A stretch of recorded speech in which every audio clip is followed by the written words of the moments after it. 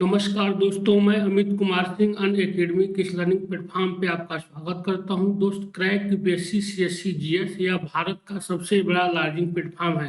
अगर आप हमारे चैनल यूपीएससी सीएससी हिंदी को जब सब्सक्राइब करेंगे तो दोस्त यहाँ मिलेगा आपको डेली लाइव क्लासेज। यहाँ मिलेगा आपको daily live classes, live test and quiz, structured course मिलेगा और अनलिमिटेड एक्सेस मिलेगा। मतलब आप एक ही वीडियो को कई बार देख सकते हैं और सुन सकते हैं। यह सुविधा आपको अनएकेडमी के इस लर्निंग प्लेटफॉर्म पे मिलेगी। इसके लिए आपको क्या करना होगा? इसके लिए आपको अनएकेडमी लर्निंग ऐप डाउनलोड करना पड़ेगा। इसके लिए आपको अनएकेडमी लर्निंग ऐप डाउनलोड करना होगा। दोस्तों, अपने बारे में हम बता दूं, मैं अमित कुमार सिंह दिल्ली विश्वविद्यालय से ग्रेजुएशन और पोस्ट ग्रेजुएशन किया हूं तथा विगत 5 वर्षों से दिल्ली और इलाहाबाद के विभिन्न कोचिंग संस्थानों से जुड़ा हुआ हूं, जहां मैं स्टैटिक जीके, हिस्ट्री और करंट अफेयर्स पढ़ाता रहा हूं। दोस्तों, आज अनएकेडमी एक ऐसा प्लेटफॉर्म है जहां भारत के सभी बेस्ट एजुकेटर जुड़े हुए हैं, चाहे वो किसी भी क्षेत्र से हो, कहीं से भी हो। आज सभी वो अनएकेडमी के इस प्लेटफॉर्म से जुड़े हुए हैं, जहां आप अपने मनपसंद एजुकेटर से आप पढ़ाई कर सकते हैं और अपने लक्ष्य और अपने जीवन को एक सार्थक दिशा आप दे सकते हैं। दोस्तों, यहाँ जो भी सिलेबस है यूपीएससी सीएससी हिंदी पे जो भी सिलेबस है वो कम्प्रिहेंसिव सिलेबस है। अब हम फीस का स्ट्रक्चर बता देते हैं। तो सब्सक्रिप्शन का जो स्ट्रक्चर है वह यहाँ पे यूपीएससी सीएससी हिंदी में दो तरह का कोर्स है। एक है प्लस कोर्स, दूसरा है आइकॉनिक कोर्स। सबसे पहले हम देखते हैं दोस्त प्लस कोर्स। प्लस कोर्स में आपको क्या क्या मिलेगा? प्लस कोर्स में जब आप एडमिशन लेंगे तो आपको मिलेगा live classes, test series, unlimited practice और स्ट्रक्चर्ड शेड्यूल मिलेगा। ये 4 चीज आपको यहाँ पे प्लस कोर्स में मिलेगी। इसके लिए जो सब्सक्रिप्शन रखा गया है, 1 महीने का सब्सक्रिप्शन रखा गया है 9,000 रुपए, 3 महीने का सब्सक्रिप्शन रखा गया है 22,500 रुपए, 6 महीने का सब्सक्रिप्शन रखा गया है वो रखा गया है 40,500 रुपए, 12 महीने का जो सब्सक्रिप्शन रखा गया है वो रखा गया है 49,500 रुपए, 24 महीने का सब्सक्रिप्शन रखा गया वो रखा गया है 72,000 रुपए और 36 महीने का जो सब्सक्रिप्शन रखा गया है वो रखा गया है 90,000। अगर आप हमारा कोड AKS001 जो हमारा कोड है, AKS001 हमारा कोड है, अगर आप इस कोड को प्रयोग करते हैं तो आपको 10% की छूट मिलेगी और आपको 1 महीने की जो फीस है वो 9,000 की जगह पे 10% छूट के साथ 8100 रुपये देना होगा।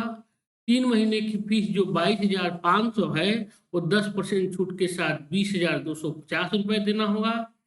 6 महीने का जो सब्सक्रिप्शन है, अगर आप हमारे कोड का प्रयोग करते हैं AKS001 जो हमारा कोड है, तो आपको 10% की छूट मिलेगी और आपको 40,500 की जगह पे 36,450 रुपये पेड करना होगा। उसी तरह 12 महीने मतलब 1 साल का जो सब्सक्रिप्शन रखा गया है वो 49,500 की जगह पर आपको 44,550 रुपये पेड करना होगा और जो 24 महीने मतलब 2 साल का सब्सक्रिप्शन रखा गया है वो रखा गया है कितना? 72,000 रुपये।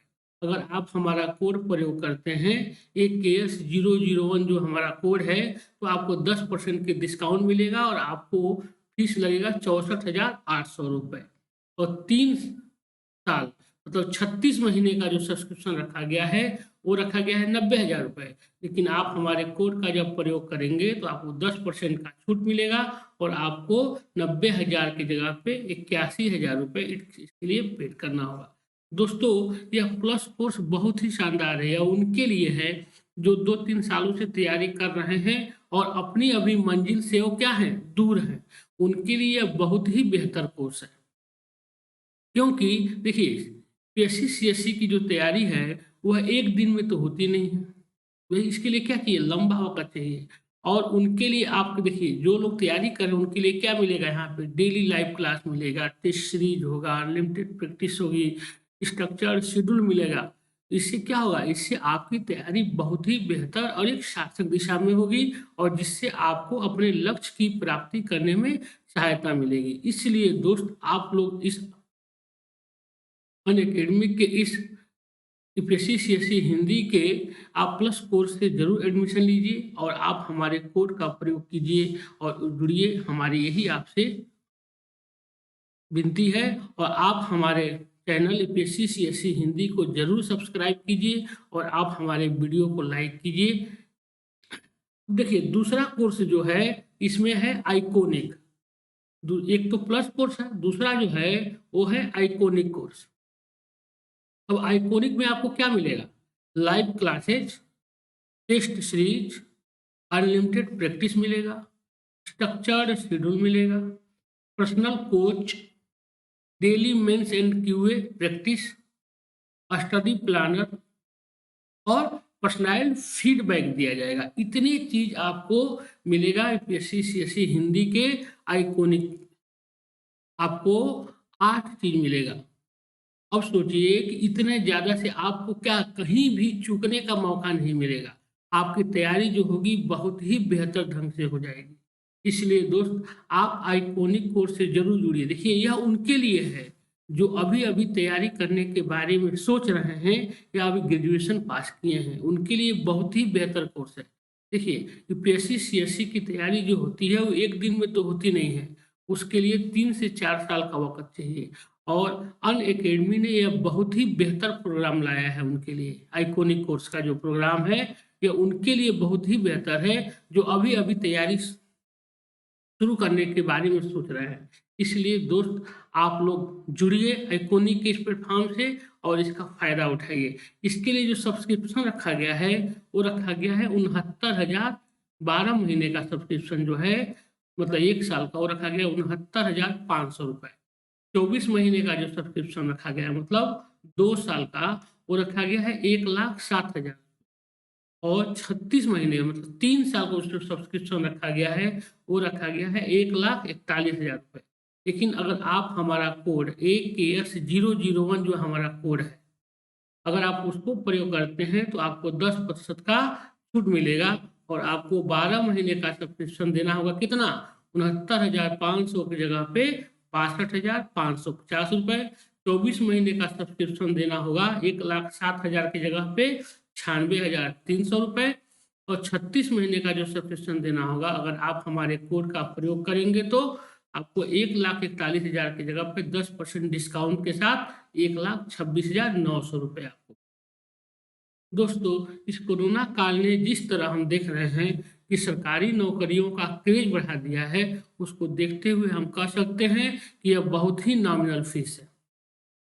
अब इससे कम फीस पे कोई भी संस्थान आपको इतनी बेहतर सेवा नहीं दे सकती। और वो भी सोचिए कि आपको 3 साल अनअकैडमी के इस प्लेटफॉर्म से जुड़े रहने का मौका मिलेगा और पढ़ने का मौका मिलेगा। सबसे बड़ी चीज़ क्या है?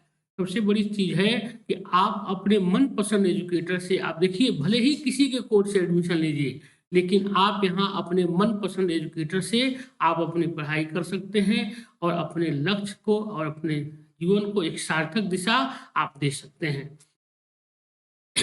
इसीलिए दोस्त, आप लोग हमारे कोड AKS001 जो हमारा कोड है, उससे ज़रूर एडमिशन लीजिए और जिससे आपका और हमारा साथ लंबा बना रहे।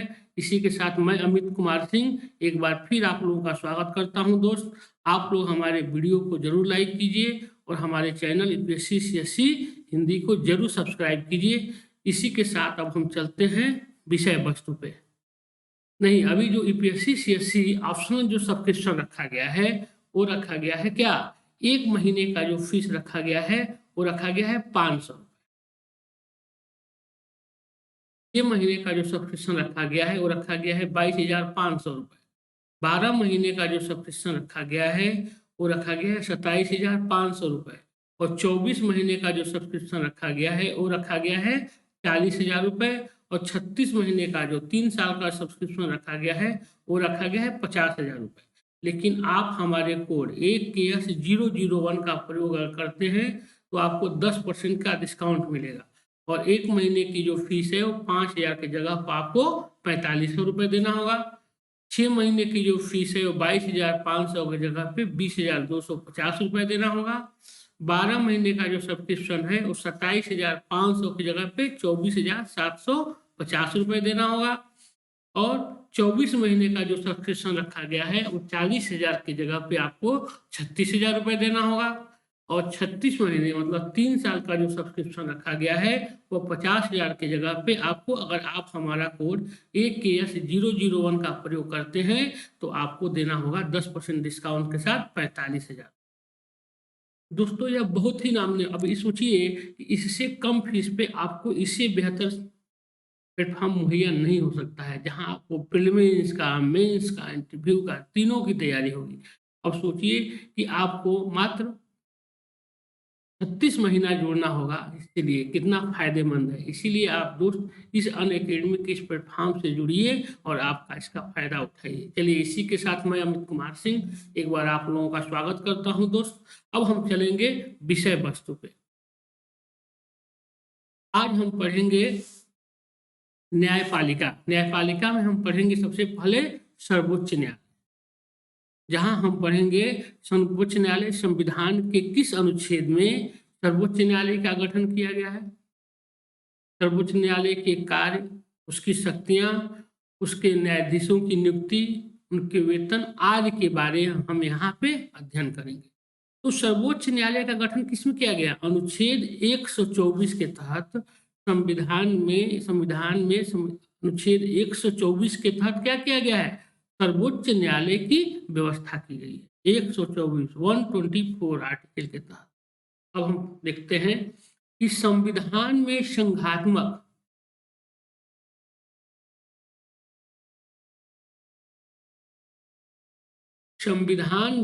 संघात्मक शासन व्यवस्था अपनाने के बावजूद भारत में अमेरिका की तरह न्यायपालिका की दोहरी प्रणाली नहीं अपनाई गई है। क्या मतलब?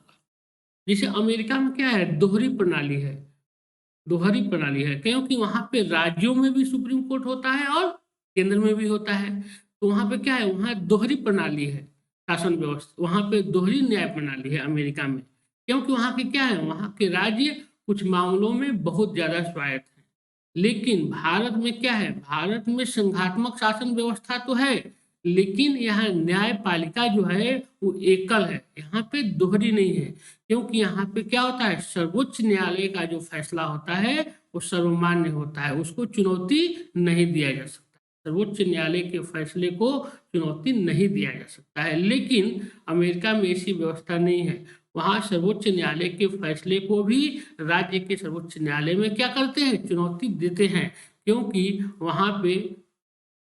वहाँ के राज्य क्या हैं? संचार, विदेश सेवा और रक्षा, इन्हीं 3 मामलों में क्या है? वो अमेरिकी संघ से जुड़े हुए हैं। बाकी मामलों में वो आजाद हैं। इसीलिए न्याय व्यवस्था हर प्रदेश की अलग अलग न्याय व्यवस्था है। वहाँ पे हर स्टेट की अलग अलग न्याय व्यवस्था है। लेकिन भारत में क्या है? भारत में ऐसा नहीं है, क्योंकि भारत में न्यायपालिका की दोहरी प्रणाली नहीं है। यहाँ पे क्या है? एकल प्रणाली है।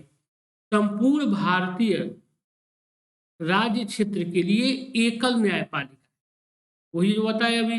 भारत में न्यायपालिका की संरचना पिरामिड के समान है, जिसमें शीर्ष पर सर्वोच्च न्यायालय और उसके नीचे उच्च न्यायालय तथा उच्च न्यायालयों के नीचे अधीनस्थ न्यायालय।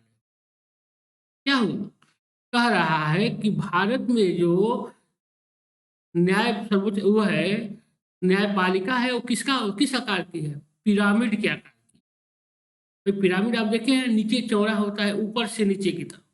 तो उसमें क्या है कि सबसे ऊपर जो होता है वो क्या होता है? शीर्ष पे। जैसे पिरामिड होता है ना, पिरामिड के शीर्ष पे क्या है? सर्वोच्च न्यायालय है। सर्वोच्च न्यायालय के बाद क्या है? उच्च न्यायालय है। उच्च न्यायालय के बाद क्या है? उच्च न्यायालय के अंतर्गत जो अधीनस्थ न्यायालय मतलब जिला न्यायालय। इस तरह फिर जिला न्यायालय के अंदर क्या होता है? मुंसिफ न्यायालय होता है। तो ऐसे क्रम में भारत में क्या है? न्यायपालिका जो है पिरामिड के आकार में बटी हुई है। संविधान के अनुसार अधीनस्थ न्यायालय वे न्यायालय होते हैं जो उच्च न्यायालयों के अधीन एवं उसके नियंत्रण में कार्य करते हैं। वही हो गया कौन? जिला न्यायालय और मुंसिफ न्यायालय। जिला न्यायालय और उनसफ मुंसफ न्यायालय जो होता है वो क्या होते हैं, वो अधीनस्थ न्यायालय कहे जाते हैं। संविधान के अनुसार अधीनस्थ न्यायालय वे न्यायालय होते हैं जो उच्च न्यायालयों के अधीन और उसके नियंत्रण में कार्य करते हैं। यद्यपि अधीनस्थ न्यायालयों की संरचना भिन्न भिन्न राज्यों में विविधतापूर्ण है, परंतु इनकी सर्वमान्य विशेषताएं एक जैसी है। क्या है, कह रहा है कि जो अधीनस्थ न्यायालय होते हैं भारत में, क्या है कि इनकी इन न्यायालयों की जो संरचना है वह भिन्न भिन्न राज्यों में भिन्न भिन्न है, लेकिन इनका जो कार्य करने की जो विशेषता है वो सर्वमान्य है, वो लगभग एक जैसी ही है। अब देखिए, भारत में एकीकृत न्यायपालिका है, अभी हम लोग क्या होता है, पिरामिड आकार की होती है। देखिए, सबसे पहले ऊपर क्या है, सर्वोच्च न्यायालय, सबसे ऊपर सर्वोच्च न्यायालय, क्योंकि एकल न्यायपालिका है इसलिए इसकी क्या है, पूरे भारत का एक ही सर्वोच्च न्यायालय है। यहाँ राज्यों में अलग अलग नहीं है। राज्यों में क्या है, उच्च न्यायालय होता है जो किसका होता है, सर्वोच्च न्यायालय का अधीनस्थ न्यायालय है, लेकिन सर्वोच्च न्यायालय एक ही है, वह होता है एक। ठीक है, तो क्या है, सर्वोच्च न्यायालय, उसके बाद से क्या आता है, उच्च न्यायालय। उच्च न्यायालय की संख्या कितनी हो गई है, अब 25 हो गई है, 24 अब नहीं रह गई, 25 हो गई है। मतलब तेलंगाना में एक उच्च न्यायालय क्या हो गया, बढ़ गया। अब उच्च न्यायालयों की संख्या कितनी हो गई है, 25 हो गई है। और उच्च न्यायालय के नीचे क्या आते हैं, जिला और सत्र न्यायालय आते हैं, डिस्ट्रिक्ट कोर्ट। उच्च न्यायालय के अधीनस्थ आते हैं जिला एवं सत्र न्यायालय। ये प्रत्येक जिला में क्या होता है, एक, जितने जिले होंगे उनमें एक होता है। और उसके नीचे होता है क्या, मुंसफ न्यायालय, उसके नीचे जो होता है मुंसिफ न्यायालय होता है। ये भी क्या होता है, प्रत्येक जिले में एक होता है। और जिला न्यायालय और मुंसफ न्यायालय को ही क्या कहा जाता है, अधीनस्थ न्यायालय कहा जाता है। जिला न्यायालय और मुंसफ न्यायालय को ही अधीनस्थ न्यायालय कहा जाता है। और सबसे निचले सोपान पे क्या होता है, ग्राम पंचायत, न्याय पंचायत होता है, जो ग्राम स्तर पर होता है कुछ राज्यों में। यह सभी राज्यों में नहीं है, कुछ राज्यों में क्या किया है, ग्राम स्तर पे न्याय पंचायत का गठन किया गया है। एक इसको ग्राम स्तर पे, मतलब ग्रास रूट पे भी न्याय करने की व्यवस्था भारत में की गई है। यह किसकी संकल्पना है, यह गांधी के दर्शन से है, गांधी के दर्शन से प्रभावित है। पिरामिड आकार में सबसे ऊपर सर्वोच्च न्यायालय होता है, सर्वोच्च न्यायालय के नीचे उच्च न्यायालय, प्रत्येक राज्यों में जिसकी संख्या लगभग कितनी है, 25 है। और उसके नीचे जिला और सत्र न्यायालय होता है, जो क्या होता है, प्रत्येक जिले में एक होता है। और उसके नीचे मुंसफ का न्यायालय होता है, ये भी प्रत्येक जिले में एक होता है। और सबसे नीचे होता है न्याय पंचायत, जो ग्राम स्तर पर होता है कुछ राज्यों में। और जिला एवं सत्र न्यायालय और मुंसफ के न्यायालय को ही क्या कहा जाता है, अधीनस्थ न्यायालय का। और सर्वोच्च न्यायालय का हम देखेंगे कि गठन, ये तो था कि सर्वोच्च न्यायालय क्या है भाई, भारत में एकल न्यायपालिका है और सर्वोच्च न्यायालय शीर्ष पे होता है, फिर उसके नीचे उच्च न्यायालय और अन्य न्यायालय होते हैं। तो अब हम देखते हैं कि सर्वोच्च न्यायालय का गठन किस तरह किया जाता है। सर्वोच्च न्यायालय का गठन संविधान के अनुच्छेद 124 के अंतर्गत भारत में एक उच्चतम न्यायालय की स्थापना की गई है। क्या मतलब हुआ, संविधान का एक अनुच्छेद 124, अभी बताया है कि संविधान के अनुच्छेद 124 में क्या किया गया है, भारत में उच्चतम न्यायालय की व्यवस्था की गई है। यह भारत का शीर्ष न्यायपालिका है, यह भारत का शीर्ष न्यायपालिका है। इसका गठन किसके तहत किया गया है, अनुच्छेद 124 के तहत। बहुत इंपॉर्टेंट है, कई बार एग्जाम में पूछा गया है कि सर्वोच्च न्यायालय की का गठन किस अनुच्छेद के तहत है, तो अनुच्छेद 124 के तहत।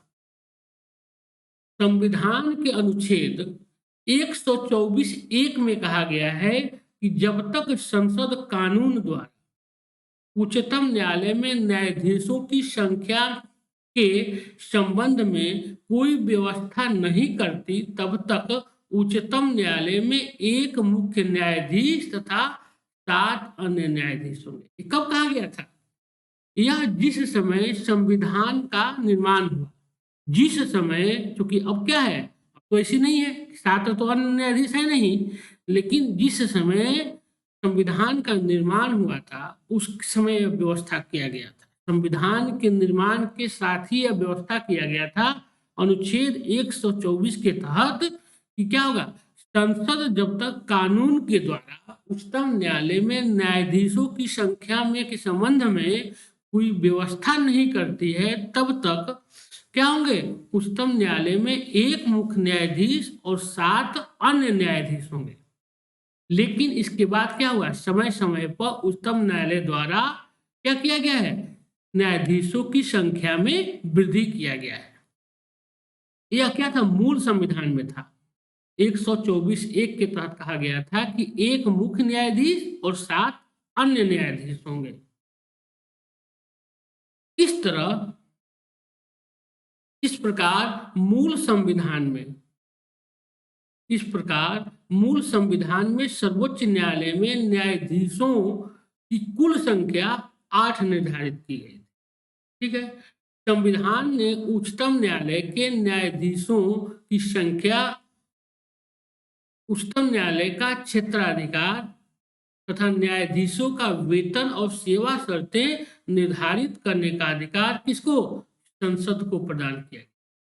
क्या मतलब, कहने का मतलब कि संविधान ने क्या किया है कि उच्चतम न्यायालय में कितने न्यायाधीश होंगे, उच्चतम न्यायालय के न्यायाधीशों का क्षेत्राधिकार क्या होगा, न्यायाधीशों का वेतन भत्ते आदि निर्धारित करने का अधिकार संविधान ने किसको दिया है, संसद को दिया है। मतलब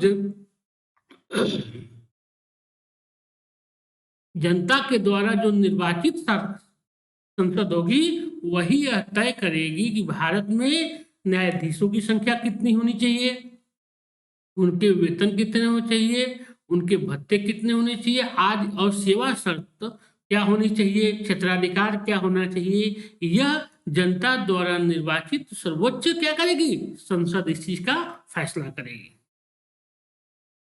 अब जो है न्यायाधीशों की अहर्ताएं क्या है, योग्यताएं, न्यायाधीशों की योग्यताएं अनुच्छेद 124(3) में कहा गया।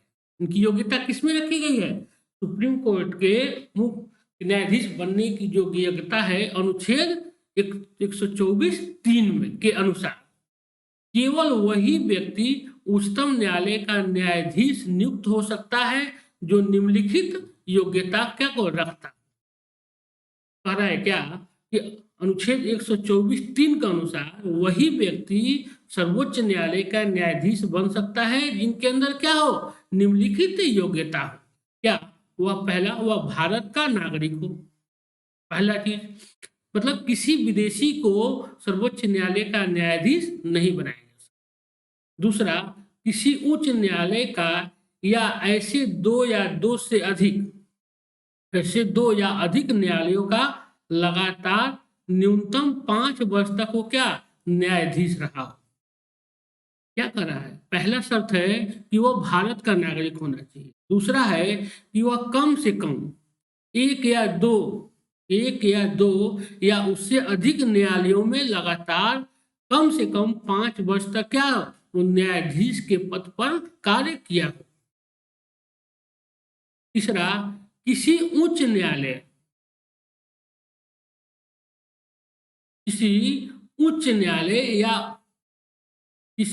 न्यायालय का ऐसे 2 या अधिक न्यायालयों का लगातार न्यूनतम 10 वर्ष तक वो क्या, अधिवक्ता रहा।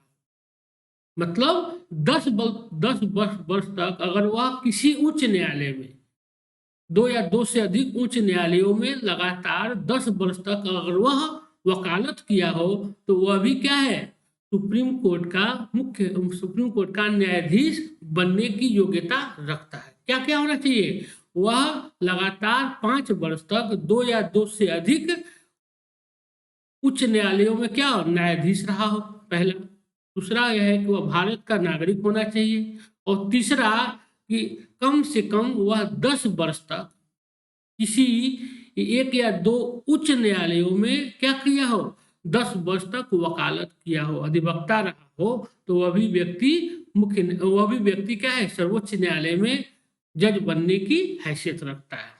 तीसरा चौथा है कि राष्ट्रपति की दृष्टि में वो क्या हो, प्रसिद्ध विधिवेत्ता हो।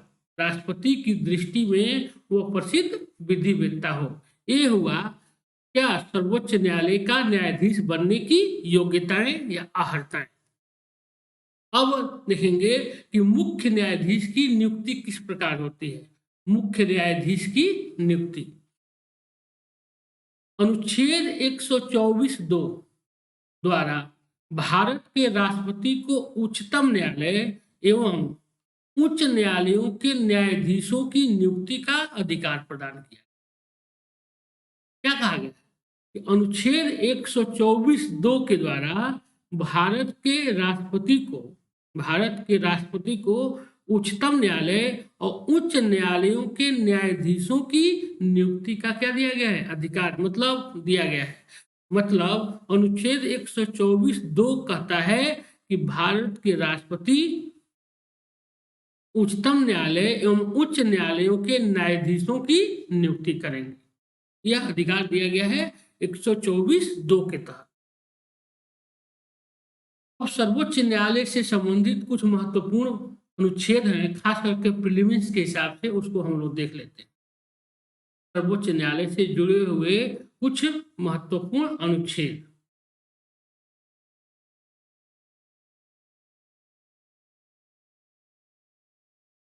संविधान के भाग 5 में अनुच्छेद 124 से 147 तक सर्वोच्च न्यायालय से संबंधित प्रावधान दिया गया। क्या है, संविधान का जो भाग 5 है, केंद्र राज्य संबंध, उसमें क्या किया गया है, अनुच्छेद 124 से लेकर और 147 तक, 124 अनुच्छेद से लेकर, मतलब सुप्रीम कोर्ट के गठन से लेकर, और अनुच्छेद 147 तक क्या किया गया है, सर्वोच्च न्यायालय से संबंधित प्रावधान किए गए हैं।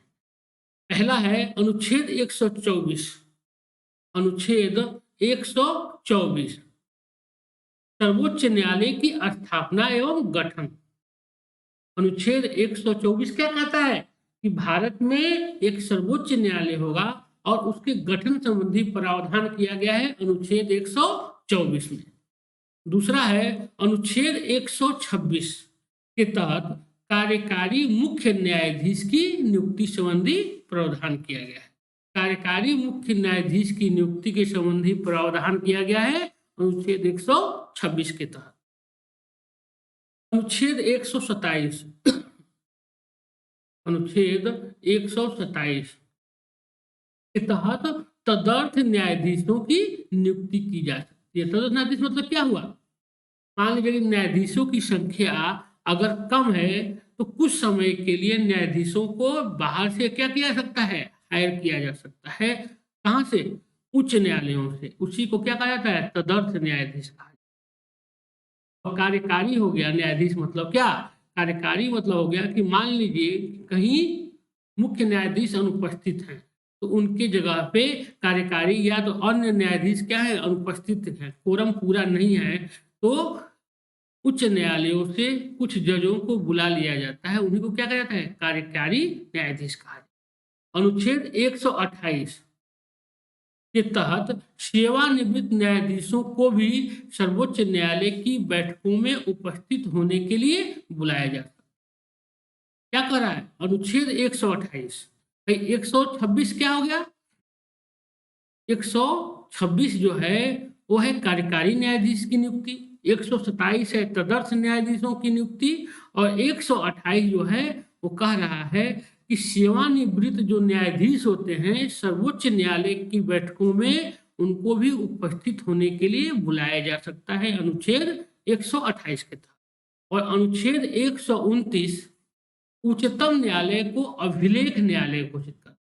अभिलेख न्यायालय मतलब क्या हुआ कि उच्चतम न्यायालय के जो फैसले होते हैं वो क्या है, अन्य न्यायालयों में, अन्य अधीनस्थ न्यायालय, चाहे उच्च न्यायालय हुआ चाहे अन्य न्यायालयों में, क्या होते हैं, अभिलेख के रूप में प्रस्तुत किए जा सकते हैं।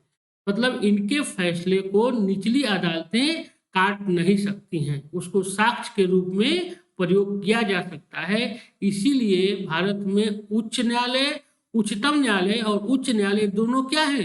अभिलेख न्यायालय हैं। ये दोनों अभिलेख न्यायालय का इनको दर्जा प्राप्त है।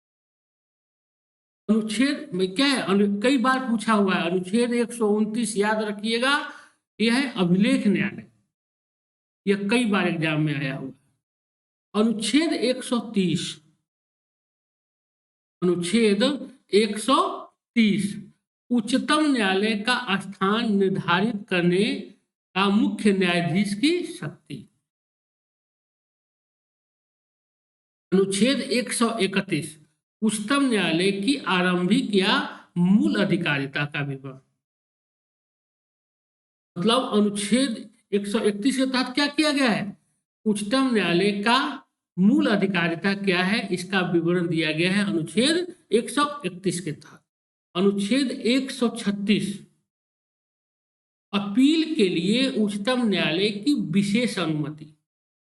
अनुच्छेद 137 उच्चतम न्यायालय की अपने निर्णयों के पुनर्विचार की शक्ति के बारे में। भाई क्या है? अनुच्छेद 137 के तहत सुप्रीम कोर्ट अपने फैसले के को पुनर्विचार कर सकता है। यह कहाँ क्या कहा गया है? अनुच्छेद 137 में कहा गया है। अनुच्छेद 141, अनुच्छेद 141 के अनुसार उच्चतम न्यायालय द्वारा घोषित विधि सभी न्यायालयों में क्या होती है? बाध्यकारी होती है। भाई क्या है? अभिलेख न्यायालय है ना, उच्चतम न्यायालय क्या है? अभिलेख न्यायालय है। इसीलिए इसके जो फैसले हैं, इसके द्वारा घोषित जो विधि होगी वो क्या होगी? अन्य अधीनस्थ न्यायालयों में मान्य होगी, बाध्यकारी होगी। अनुच्छेद 143, अनुच्छेद 143 में राष्ट्रपति को उच्चतम न्यायालय से परामर्श करने की शक्ति का वर्णन किया गया है। अनुच्छेद 143 में क्या कहा गया है? कि राष्ट्रपति को उच्चतम न्यायालय से परामर्श 143 अगर कोई राष्ट्रहित का विषय है तो राष्ट्रपति क्या करते हैं? उच्चतम न्यायालय से परामर्श मांग सकते हैं 143 के तहत। अनुच्छेद 145, अनुच्छेद 145 के तहत उच्चतम न्यायालय को राष्ट्रपति के अनुमोदन से न्यायालय की कार्य पद्धति एवं प्रक्रिया को विनियमित करने के लिए नियम बनाने की शक्ति दी गई है। अनुच्छेद 145 के तहत क्या किया गया है? उच्चतम न्यायालय को राष्ट्रपति के अनुमोदन से न्यायालय की क्या कार्य पद्धति होनी चाहिए, उसकी प्रक्रिया क्या होनी चाहिए, न्याय को विनियमित करने के लिए क्या किया गया है? उसमें नियम कानून बनाने की शक्ति दिया गया है अनुच्छेद 145 के तहत। किसको? सुप्रीम कोर्ट को। अनुच्छेद 146, अनुच्छेद 146 के तहत उच्चतम न्यायालय के न्यायाधिकारियों, उच्चतम न्यायालय के अधिकारियों एवं सेवकों की नियुक्ति संबंधी प्रावधान किया गया है। मतलब क्या है कि अनुच्छेद 146 के तहत क्या कहा किया गया है? कि उच्चतम न्यायालय के जो अन्य अधिकारी होंगे और अन्य सेवक होंगे उनकी नियुक्ति से संबंधी जो प्रावधान किया गया है वो किया गया है अनुच्छेद 146 के तहत। ये हो गया क्या कि जुड़े हुए अनुच्छेद सर्वोच्च न्यायालय से ये प्रीलिमिन्स के हिसाब से। देखिए अभी जो मैं बताया हूँ ये प्रीलिमिन्स के हिसाब से महत्वपूर्ण है, परीक्षा में इसे क्वेश्चन यहाँ से पूछे जाते हैं। तो यह जो भी प्रश्न अगर प्रीलिमिन्स से पूछा जाएगा तो खास करके अनुच्छेद से संबंधित तो आपको यहाँ से पूछा जा सकता। अब क्या है कि मुख्य न्यायाधीश की नियुक्ति करते समय वह इसी न्यायालय व अन्य न्यायाधीशों की वरिष्ठता को ध्यान में रखता है। मतलब क्या हुआ? मुख्य न्यायाधीश की जो नियुक्ति की जाती है सबसे वरिष्ठतम जज को क्या किया जाता है? मुख्य न्यायाधीश बनाया। लेकिन यह पहले ध्यान नहीं दिया जाता, इसलिए नहीं दिया जाता था। हमको आपको पढ़े होंगे आप लोग कि श्रीमती इंदिरा गांधी के समय में 2 बार, ऐसा 2 बार आया जब मुख्य न्यायाधीश के पद के लिए वरिष्ठता क्रम का क्या किया गया, दुरुपयोग करके कनिष्ठ जज को चीफ जस्टिस बना दिया गया। ऐसा होता था। लेकिन विधि आयोग का जो 80वां रिपोर्ट आया उसमें यह कहा गया कि नहीं, इसमें क्या करने की, मुख्य न्यायाधीश की नियुक्ति करते समय वरिष्ठता का ख्याल रखना आवश्यक है, विशेष ध्यान देना चाहिए। यह वित्त आयोग का जो 80वां रिपोर्ट था विधि आयोग का, उसकी सिफारिश थी। पहले वरिष्ठता पर ज्यादा ध्यान नहीं दिया जाता, किंतु विधि आयोग की 80वीं रिपोर्ट में यह सिफारिश की गई कि न्यायाधीशों की नियुक्ति के समय वरिष्ठता पर विशेष ध्यान दिया जाए। देखिए क्या कह रहा है कि विधि आयोग की 80वीं जो रिपोर्ट आई उसमें सिफारिश किया गया कि क्या होना चाहिए कि चीफ जस्टिस का जब भी वो किया जाए उसमें वरिष्ठता का ध्यान रखा जाए, क्योंकि उसके पहले क्या होता था, वरिष्ठता का बहुत ध्यान नहीं रखा जाता था। उदाहरण स्वरूप इंदिरा गांधी के समय में रे को चीफ जस्टिस नियुक्त कर दिया गया था, तब जबकि वह अन्य 4 जजों से वरिष्ठता क्रम में नीचे थे, फिर भी उनको चीफ जस्टिस नियुक्त कर दिया गया था। और एक बार इंदिरा गांधी के ही समय में एक बार और ऐसा किया गया, जो वरिष्ठता सूची का क्या हो रहा था, उल्लंघन हो रहा था, तो इससे विवाद उत्पन्न हो गया। इसी को देखते हुए विधि आयोग की जो 80वीं रिपोर्ट थी उसमें कहा गया कि चीफ जस्टिस की नियुक्ति करते समय यह जरूर ध्यान देना चाहिए कि क्या, वरिष्ठता सूची का ध्यान देना चाहिए, वरिष्ठता पर विशेष ध्यान देना चाहिए। अब कार्यकारी मुख्य न्यायाधीश की नियुक्ति, अब हम देखते हैं कि कार्यकारी मुख्य न्यायाधीश की नियुक्ति संविधान का अनुच्छेद 126, संविधान के अनुच्छेद 126 के अनुसार जब कभी भारत के मुख्य न्यायाधीश का पद रिक्त हो अथवा अनुपस्थित या किसी अन्य कारण से वह अपने कर्तव्यों का पालन करने में असमर्थ हो तो सर्वोच्च न्यायालय को अन्य न्यायाधीशों में से ऐसा एक न्यायाधीश जिसे राष्ट्रपति इस प्रयोजन हेतु नियुक्त करे उस पद के कर्तव्यों का पालन करेगा। वही चीज अभी हम जो बताए थे, क्या कि मान लीजिए सर्वोच्च न्यायालय संविधान का अनुच्छेद 126 क्या कहता है, कार्यकारी मुख्य न्यायाधीश की बात करता है।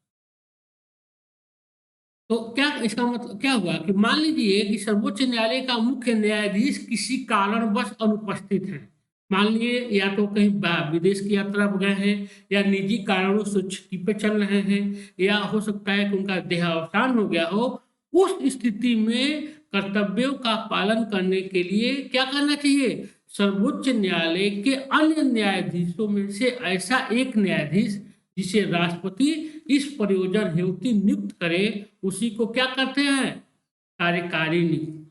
मतलब क्या, वरिष्ठता में जो क्या हो, मुख्य न्यायाधीश के बाद जो होता है उसी को मुख्य न्यायाधीश का पद क्या कर दिया जाता है, मुख्य न्यायाधीश का कार्य करने लगता है। इसी को क्या कहते हैं, इसी को कार्यकारी मुख्य न्यायाधीश कहा जाता है।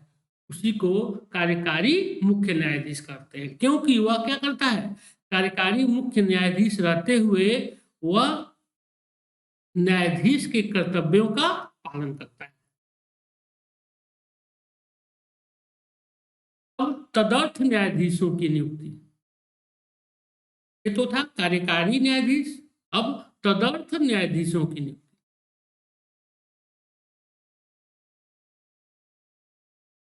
संविधान का अनुच्छेद 127 के तहत तदर्थ न्यायाधीशों के विषय में प्रावधान किया गया है। यदि सर्वोच्च न्यायालय में सत्र आयोजित करने या चालू रखने के लिए गणपूर्ति न हो तो मुख्य न्यायाधीश राष्ट्रपति की पूर्व सहमति से तदर्थ न्यायाधीशों की नियुक्ति कर सकता।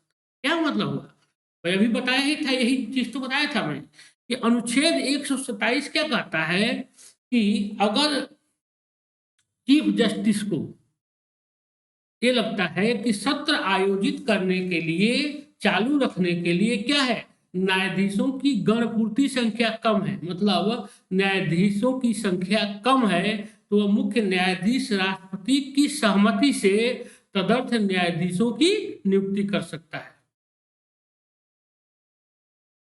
इसमें किस क्या किया जाता है, तदर्थ न्यायाधीशों से मतलब हाई कोर्ट के जजों से, हाई कोर्ट के जो जज होते हैं क्या करते हैं, उनको बुलाया जा सकता है तदर्थ न्यायाधीश के रूप में। तदर्थ न्यायाधीश के रूप में किसी उच्च न्यायालय के ऐसे न्यायाधीश को नियुक्त किया जा सकता है जो उच्चतम न्यायालय का न्यायाधीश बनने की क्या रखता हो, योग्यता रखता।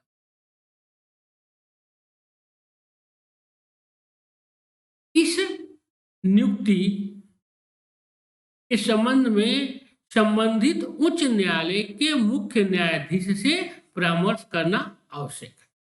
क्या कह रहा है कि तदर्थ न्यायाधीशों की नियुक्ति क्या होता है, जैसे मान लीजिए कि सुप्रीम कोर्ट के अंदर क्या है, न्यायाधीशों की संख्या कम है और अभी जो प्रक्रिया चल रही है चुन के आने की, लेकिन कार्य करने हैं और गणपूर्ति की संख्या कम है, तो क्या कर सकते हैं, चीफ जस्टिस राष्ट्रपति की आज्ञा से व अन्य उच्च न्यायालयों से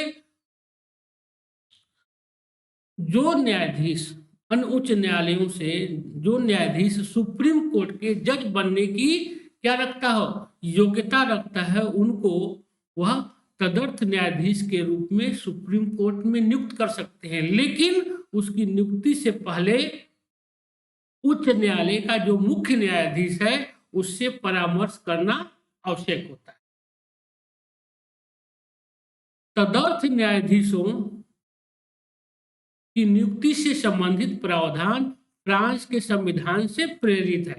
तदर्थ न्यायाधीश केवल सर्वोच्च न्यायालय में ही नियुक्त किए जाते हैं, उच्च न्यायालय में नहीं। क्या कह रहा है कि तदर्थ न्यायालय न्यायाधीश की जो व्यवस्था किया गया है, कहाँ से किया गया है, यह फ्रांस के संविधान से लिया गया। तदर्थ न्यायाधीशों की नियुक्ति जो है वो फ्रांसीसी संविधान से प्रेरित है। और तदर्थ न्यायाधीश की नियुक्ति किससे होती है, केवल सुप्रीम कोर्ट में ही होती है, हाई कोर्ट में नहीं होती। क्योंकि हाई कोर्ट में क्या होता है, उच्च न्यायालय में उसके नीचे अधीनस्थ मतलब न्यायालय, जिला क्या है, जिला सत्र न्यायालय और मूसम न्यायालय, अब वहां से तो नहीं लिया जा सकता जजों को। इसीलिए जो तदर्थ न्यायालय के जजों की जो व्यवस्था है यह केवल किसमें है, सुप्रीम कोर्ट में है, यह उच्च न्यायालयों में नहीं है। ऐसी व्यवस्था उच्च न्यायालय तदर्थ न्यायाधीशों की नियुक्ति नहीं कर सकते हैं। अब अवकाश प्राप्त न्यायाधीशों की नियुक्ति क्यों की जाती है, कैसे की जाती है, किस अनुच्छेद में की जाती है, इसको हम लोग देखते हैं। अवकाश प्राप्त न्यायाधीशों की नियुक्ति अनुच्छेद 128 यह प्रावधान करता है कि सर्वोच्च न्यायालय का मुख्य न्यायाधीश राष्ट्रपति की पूर्व सहमति से सर्वोच्च न्यायालय अथवा उच्च न्यायालय की को सेवानिवृत्त न्यायाधीश से सर्वोच्च न्यायालय में बैठने तथा कार्य करने का अनुरोध कर सकता है। अभी आप देखे होंगे खास करके जो फास्ट ट्रैक जो न्यायालय बनाया है उसमें क्या किया जाता है, क्योंकि जजों की संख्या कम है तो इसीलिए क्या करते हैं कि रिटायर्ड जो जज होते हैं उनको भी दोबारा कार्य पे बुला लिया जाता है, दोबारा उनको कार्य पे बुला लिया जाता है। इसको किसके लिए क्या किया गया है, इसके लिए राष्ट्रपति की पूर्व सहमति होनी चाहिए। खास करके फास्ट ट्रैक न्यायालयों में रिटायर्ड जजों को बैठा लिया जाता है बुलाकर। और क्या किया जाता है, अनुच्छेद इसके लिए प्रावधान कहाँ किया गया है, अनुच्छेद 128 में, कि अगर सर्वोच्च न्यायालय का मुख्य न्यायाधीश राष्ट्रपति की परामर्श से वह क्या कर सकता है, रिटायर्ड सुप्रीम कोर्ट के न्यायाधीशों को दोबारा कार्य करने के लिए अनुरोध कर सकता है, अनुच्छेद 128 के। यदि वह व्यक्ति ऐसा अनुरोध स्वीकार कर लेता है तो वह राष्ट्रपति द्वारा निर्धारित किए गए वेतन भत्तों के पाने का अधिकारी है। क्या कह रहा है कि मान लीजिए कि अगर वो रिटायर्ड जो जज है वह दोबारा कार्य पे आने के लिए सहमत हो जाता है, तो राष्ट्रपति के द्वारा जो उसके लिए वेतन भत्ते आदि निर्धारित किए गए हैं वह उसको फिर से दोबारा पाने का अधिकारी होगा। मतलब जज के रूप में अगर वह काम करेगा तो फिर उसे वही सुख सुविधाएं मिलेंगी जो पहले मिलती थी। साथ ही उसे न्यायालय के न्यायाधीश को प्राप्त अधिकारिताएं और शक्तियां भी प्राप्त होंगी, परंतु वह उस न्यायालय का न्यायाधीश नहीं समझा जाएगा। देखिए, सभी सुख सुविधा मिलेगा, वेतन मिलेगा उसको न्यायाधीश का, लेकिन क्या है, शक्तियां भी मिलेंगी उसको, लेकिन केवल क्या, वह उस न्यायालय का न्यायाधीश जो है वो दोबारा नहीं समझा जाएगा। कार्य तो उससे लिया जाएगा न्यायाधीश का, लेकिन उसको दोबारा न्यायालय का क्या माना जाएगा, अंग नहीं समझा जाएगा। न्यायालय के अंग के रूप में उसकी गिनती नहीं होगी। प्रिलिमिनरी से संबंधित न्यायाधीश नियुक्त होने वाली उच्चतम न्यायालय में अभी तक कितनी महिलाओं की नियुक्ति हुई है, हम देखते हैं न्यायाधीश के रूप में। बहुत बार, बहुत इंपॉर्टेंट है, प्रिलिमिनरीज में कई बार यहाँ से प्रश्न पूछे गए हैं कि उच्चतम न्यायालय में नियुक्त होने वाली प्रथम महिला, या वर्तमान में उच्च न्यायालय में कितनी महिलाएं जज हैं। या कई बार इस तरह से प्रश्न भी पूछे जाते हैं, खास करके प्रिलिमिनरीज के एग्जाम में। तो इसके लिए हम लोग देख लेते हैं। सबसे पहले जस्टिस फातिमा बीबी, ये पहली महिला थी, यह सुप्रीम कोर्ट में जज बनने वाली पहली महिला थी। बहुत बार एग्जाम में एक क्वेश्चन पूछा गया है। जस्टिस फातिमा बीबी की सुप्रीम कोर्ट में नियुक्त होने वाली पहली महिला थी, Justice Fatima Bibi. Justice Sujata Manohar, Justice Ruma Pal, Justice Gyan Sudha Mishra, Justice R Bhanumati, Justice Ranjana Prakash Desai, Justice Indu Malhotra और इंदिरा बनर्जी, जो अभी तक हैं, दोनों लोग वर्तमान में भी ये क्या हैं, सुप्रीम कोर्ट की जज हैं। जस्टिस इस समय कितनी, 2 महिलाएं जज हैं सुप्रीम कोर्ट में, जस्टिस इंदु मल्होत्रा और जस्टिस इंदिरा बनर्जी, जिनका कार्यकाल अभी 2022 तक है। इस तरह ये अभी तक सुप्रीम कोर्ट में न्यायाधीश बनने वाली महिलाएं हैं। लेकिन बहुत दुर्भाग्य की बात है कि अभी तक कोई भी महिला चीफ जस्टिस का पद प्राप्त नहीं किया है। अब न्यायाधीशों की पदावधि, मतलब कितने उम्र तक के लिए इनको न्यायाधीश नियुक्त किया जा सकता है। उच्चतम न्यायालय का और कोई भी न्यायालय का कोई भी न्यायाधीश तब तक पद पर बना रहता है जब तक 65 वर्ष की आयु प्राप्त नहीं कर लेता। मतलब क्या है कि सुप्रीम कोर्ट का जज बनने के लिए अधिकतम आयु कितना का क्या रखा गया है, 65 साल। पहला, किसी भी समय राष्ट्रपति को संबोधित करके अपने हस्ताक्षर युक्त पत्र में अपना पद त्याग कर सकेगा। क्या है कि यह उसकी इच्छा पर निर्भर करेगा, या तो 65 साल तक रहे या उसके पहले अगर किसी कारणवश वह अपने पद को छोड़ना चाहता है तो राष्ट्रपति के संबोधित करके एक अपने हस्ताक्षर युक्त पत्र के द्वारा अपने पद का त्याग कर सकता है। दूसरा, सिद्ध कदाचार या असमर्थता के आधार पर संसद के प्रत्येक सदन द्वारा विशेष बहुमत, मतलब क्या कह रहा है कि मान लीजिए कि अगर उसके ऊपर कदाचार, भ्रष्टाचार का आरोप लगाकर, असमर्थ बताकर उसको उस आधार पर अगर उसको हटाने की प्रक्रिया चलाई जा रही है संसद के द्वारा, तो संसद के प्रत्येक सदन के उपस्थित सदस्यों के 2/3 उपस्थित सदन में उपस्थित सदस्यों के 2/3 संख्या के द्वारा उसके खिलाफ क्या करना होगा, महाभियोग लगाना होगा।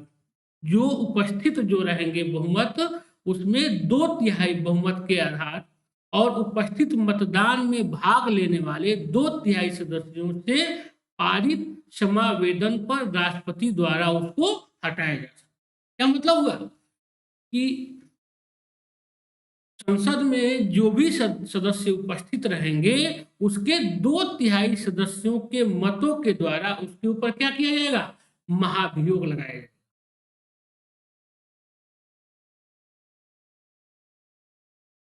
कोई व्यक्ति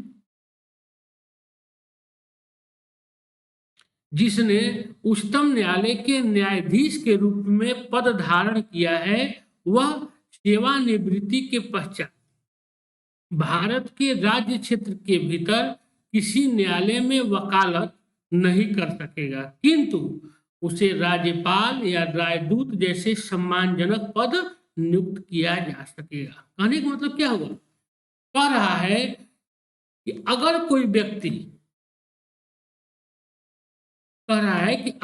व्यक्ति क्या है जो न्यायाधीश रह चुका है सुप्रीम कोर्ट के अंदर, वह किसी न्यायालय में क्या कर सकता है, वकालत नहीं कर सकता है। लेकिन उच्च न्यायालय के साथ क्या है, उच्च न्यायालय के का न्यायाधीश जो रिटायरमेंट के बाद वह सुप्रीम कोर्ट में कर सकता है, लेकिन सुप्रीम कोर्ट का जो न्यायाधीश है वह रिटायरमेंट के बाद किसी भी न्यायालय में वो बहस नहीं कर सकता है, प्रैक्टिस नहीं कर सकता है। और क्या, लेकिन उसे राज्यपाल, राजदूत या कैबिनेट मंत्री आदि उसे बनाया जा सकता है। इसका उदाहरण के स्वरूप क्यों था, अभी हाल ही में आप लोग देखे होंगे कि केरल का क्या बनाया गया था, गवर्नर बनाया गया था, क्या किसको, अरे वो चीफ जस्टिस थे। तो अभी हाल ही में सुप्रीम कोर्ट के एक रिटायर्ड चीफ जस्टिस थे जिनको केरल में क्या बना दिया गया था, गवर्नर बनाया गया था। ठीक है, तो ऐसा होता है, उनको बनाया जा सकता है, लेकिन वो क्या है, वह प्रैक्टिस नहीं कर सकते हैं न्यायालयों में, प्राइवेट प्रैक्टिस। अब न्यायाधीशों पर महाभियोग कैसे लगा, हाँ, के सत्शिवम जो चीफ जस्टिस ऑफ इंडिया रहे थे, इनको हाल ही में इसी सरकार ने अपने पिछले कार्यकाल में क्या किया था, केरल का राज्यपाल के रूप में नियुक्त किया। न्यायाधीशों पर महाभियोग, यदि न्यायाधीश पर दुर्व्यवहार अथवा अक्षमता या साबित कदाचार का दोष सिद्ध हो जाता है तो न्यायाधीश को पदमुक्त करने के लिए उस पर महाभियोग की प्रक्रिया अपनाई जाती है। अब क्या, यह कई प्रकार से, निम्न प्रकार से लगाई जाती है। कह रहे हैं क्या कि यदि न्यायाधीश के ऊपर यह सिद्ध हो जाए कि वह दुर्व्यवहार अथवा वह अक्षम है, साबित हो जाए, या उस कदाचार के लिए दोषी सिद्ध हो जाता है, मतलब अपने पद का दुरुपयोग करने के लिए वह दोषी सिद्ध हो जाता है, तो उसके ऊपर क्या हो जाएगा, उसको महाभियोग की प्रक्रिया के द्वारा उसे उसके पद से उसको हटाया जा सकता है। अब इसके लिए क्या करा है कि निम्न, यह जो प्रक्रिया है जो महाभियोग की, यह निम्न प्रकार से लगाई जा सकती है। सबसे पहला है शपथ या प्रतिज्ञान। सबसे पहला जो है वह है शपथ या प्रतिज्ञान। न्यायाधीश अपना कार्य आरंभ करने से पहले राष्ट्रपति अथवा राष्ट्रपति द्वारा नियुक्त किसी व्यक्ति के समक्ष संविधान की क्या लेते हैं, तृतीय अनुसूची में निर्धारित प्रारूप के अनुसार शपथ लेते हैं। इसी प्रारूप के अंतर्गत न्यायाधीश निम्नलिखित बातों की शपथ लेता है। क्या है, अनुसूची 3 में जो निर्गत बातें कही गई हैं, राष्ट्रपति या राष्ट्रपति द्वारा नियुक्त किसी व्यक्ति जो क्या करता है, न्यायाधीश को शपथ दिलाता है, ठीक है, वह अनुसूची 3 के तहत जो शपथ लेता है उसके बारे में हम देखते हैं। पहला क्या है, शपथ या प्रतिज्ञा। न्यायाधीश अपना कार्य आरंभ करने से पहले राष्ट्रपति द्वारा, वही चीज है वही जो बताए हैं, पहला क्या लेता है शपथ, पहला वो शपथ लेता है, मैं विधि द्वारा स्थापित भारत के संविधान के प्रति सच्ची श्रद्धा और निष्ठा रखूंगा। चीफ जस्टिस जो न्यायाधीश जो होता है, जो राष्ट्रपति के समक्ष या राष्ट्रपति के द्वारा नामित किसी व्यक्ति के द्वारा समक्ष जब वह शपथ ग्रहण लेता है, जिसका वर्णन किसमें किया गया है, अनुसूची 3 के तहत किया गया है, उसमें वो क्या कहता है, शपथ लेता है कि मैं विधि कानून के द्वारा स्थापित भारत के संविधान के प्रति सच्ची श्रद्धा और निष्ठा रखूंगा। दूसरा, मैं भारत की संप्रभुता और अखंडता को अक्षुण्ण रखूंगा। दूसरा वह शपथ लेता है कि मैं भारत की संप्रभुता और इसकी अखंडता को क्या रखूंगा, अक्षुण्ण रखूंगा। तीसरा लेता है कि मैं सम्यक प्रकार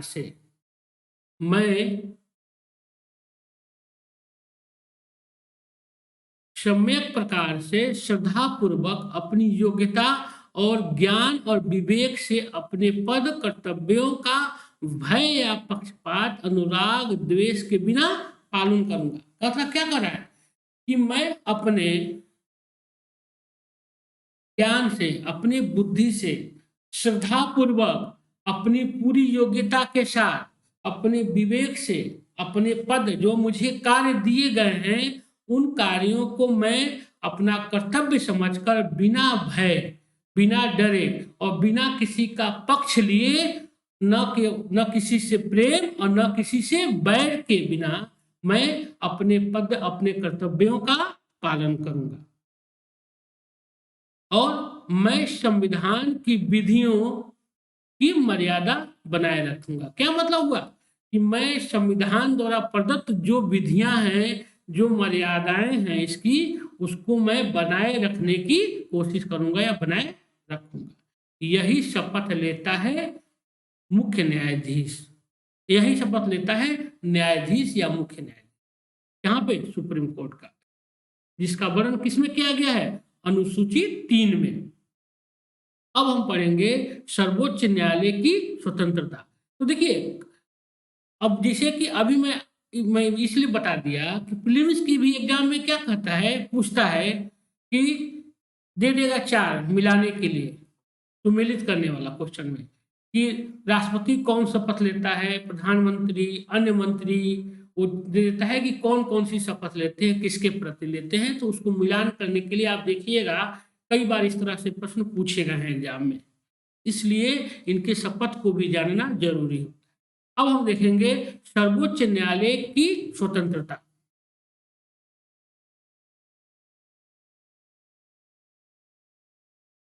संविधान में सर्वोच्च न्यायालय की स्वतंत्रता निम्न प्रकार से सुनिश्चित की गई है। संविधान के अंदर सर्वोच्च न्यायालय की जो स्वतंत्रता है वह किस तरह नियुक्त की गई, सुनिश्चित की गई है, इसको हम एक एक करके देखेंगे। पहला है कि सर्वोच्च न्यायालय के न्यायाधीशों की नियुक्ति, सर्वोच्च न्यायालय के न्यायाधीशों की नियुक्ति हेतु राष्ट्रपति द्वारा भारत के मुख्य न्यायाधीश से क्या किया जाता है, परामर्श किया। कह रहा है कि सर्वोच्च न्यायालय के न्यायाधीश की नियुक्ति के लिए, भाई एक क्या होता है, सर्वोच्च न्यायालय में एक मुख्य न्यायाधीश होता है, अन्य न्यायाधीश होते हैं। तो अन्य जो न्यायाधीश हैं उनकी नियुक्ति के लिए राष्ट्रपति क्या करता है, चीफ जस्टिस से परामर्श करता है। मतलब अपने इच्छा के अनुसार नहीं बना नियुक्त कर सकता है, वह चीफ जस्टिस के परामर्श उपरांत ही अन्य न्यायाधीशों की नियुक्ति कर सकता है। दूसरा है कि सर्वोच्च न्यायालय का न्यायाधीश, दूसरा है सर्वोच्च न्यायालय का न्यायाधीश राष्ट्रपति द्वारा संसद के दोनों सदनों द्वारा समर्थित आवेदन पर ही साबित कदाचार अथवा असमर्थता के आधार पर हटाया जा सकता। क्या कह रहा है कि ये नहीं है कि राष्ट्रपति अपनी इच्छा से हटा देंगे न्यायालय के न्यायाधीश को, नहीं, उसके द्वारा संसद में पारित 2/3 संसदों के अनुमोदन के आधार पे ही, और जो साबित कदाचार है अगर वह सिद्ध हो जाता है तो इसी आधार पे और किसको, अन्य जस्टिसों को या चीफ जस्टिस को उसके पद से विमुक्त कर सकते हैं राष्ट्रपति। अगला है कि सर्वोच्च न्यायालय के न्यायाधीशों के वेतन भत्ते सर्वोच्च न्यायालय के न्यायाधीशों के वेतन के भत्ते, छुट्टी, पेंशन संसद द्वारा निर्धारित किए गए तथा उनमें उनकी पदावधि के दौरान कोई अलाभकारी परिवर्तन नहीं किया जा सकता। क्या कर रहा है कि सर्वोच्च न्यायालय के जो न्यायाधीशों के जो वेतन भत्ते हैं, छुट्टी है, पेंशन है आदि किसके द्वारा? संसद के द्वारा निर्धारित किया जाता है। भाई हम लोग पढ़े ही अभी कि संसद ही तो करता है ना। न्यायाधीशों की संख्या, न्यायाधीशों के वेतन भत्ते, उसकी सुख सुविधाओं आदि का निर्धारण कौन करता है? संसद करता है तथा उनकी पदावधि के दौरान कोई अलाभकारी परिवर्तन नहीं किया जा सकता। मतलब क्या है? वह न्यायाधीश रहते हुए किसी अन्य लाभ के पद पे कार्य नहीं कर सकते हैं। सर्वोच्च न्यायालय के प्रशासनिक व्यय,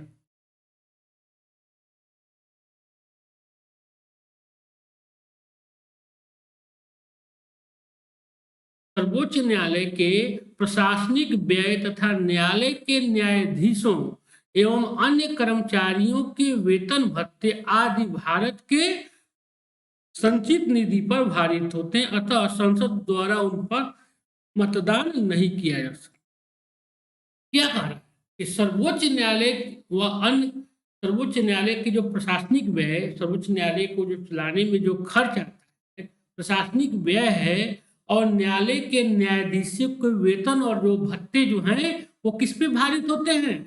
भारत की संचित निधि पर भारित होते हैं। इसीलिए संसद द्वारा उन पर मतदान नहीं किया जा सकता है और न इनके वेतन भत्तों में कटौती की जा सकती। सर्वोच्च न्यायालय अथवा अन्य किसी उच्च न्यायालय के किसी न्यायाधीश के आचरण के संबंध में संसद कोई बहस नहीं की जा सकती। क्या कह रहा है कि अगर पद पे आसीन है सुप्रीम कोर्ट के जज और अन्य उच्च न्यायालयों के जज, तो जब तक कोई उनके खिलाफ महाभियोग की प्रक्रिया नहीं चल रही है तब तक उनके संबंध में संसद में कोई बहस नहीं किया जा सकता है। उनके आचरण से संबंधित संसद में कोई भी किसी प्रकार का बहस नहीं किया जा सकता। केवल एक ही पक्ष किया जा सकता है, कब? जब अगर उनके खिलाफ क्या हो, कोई कदाचार की प्रक्रिया के लिए क्या किया गया हो कि क्रम में राष्ट्रपति के समक्ष कोई आवेदन अगर प्रस्तुत किया गया है। जैसे मान लीजिए कि कुछ दिन पहले मित्रसेन बनर्जी जो जस्टिस थे बंगाल हाई कोर्ट को, उनके खिलाफ किया गया था, लेकिन महाभियोग की प्रक्रिया शुरू होने से पहले ही उन्होंने इस्तीफा दे दिया। तो अगर उस दौरान ही उनकी आलोचना किया जा सकता, लेकिन अगर इस तरह का कोई प्रक्रिया नहीं है तो चीफ जस्टिस या अन्य जस्टिसों के खिलाफ कोई भी टीका टिप्पणी संसद में उनके न्याय से संबंधित बातों को लेकर कोई भी टीका टिप्पणी नहीं किया जा सकता। अब सर्वोच्च न्यायालय का क्षेत्राधिकार क्या होता है और उसकी शक्तियां हम देखते हैं। सर्वोच्च न्यायालय के क्षेत्राधिकार और उसकी शक्तियां। सर्वोच्च न्यायालय अमेरिका के सुप्रीम कोर्ट की तरह क्या है? परिसंघीय न्यायालय, मूल अधिकारों का संरक्षक है और संविधान का अंतिम व्याख्याकार है। जबकि इंग्लैंड में हाउस ऑफ लॉर्ड्स की न्यायिक समिति इस तरह देश में क्या कर रहा है? कह रहा है कि भारत का जो सुप्रीम कोर्ट है, सर्वोच्च न्यायालय है, वो क्या है? अमेरिका के सुप्रीम कोर्ट की तरह क्या है? परिसंघीय न्यायालय। और इसको मूल अधिकारों का क्या माना गया है? संरक्षक है, मूल अधिकारों का संरक्षक और संविधान का अंतिम व्याख्याकार है। मतलब क्या है?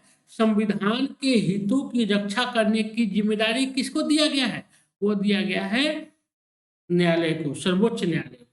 तो यह संविधान का ये क्या है? अंतिम व्याख्याकार है। जो भी अगर एक चीज कह दे वह संविधान में क्या होता है? अंतिम व्याख्या मानी जा सकती है। इसीलिए यहाँ पे यह संसद के नियमों को भी सुपरसीड कर जाता है।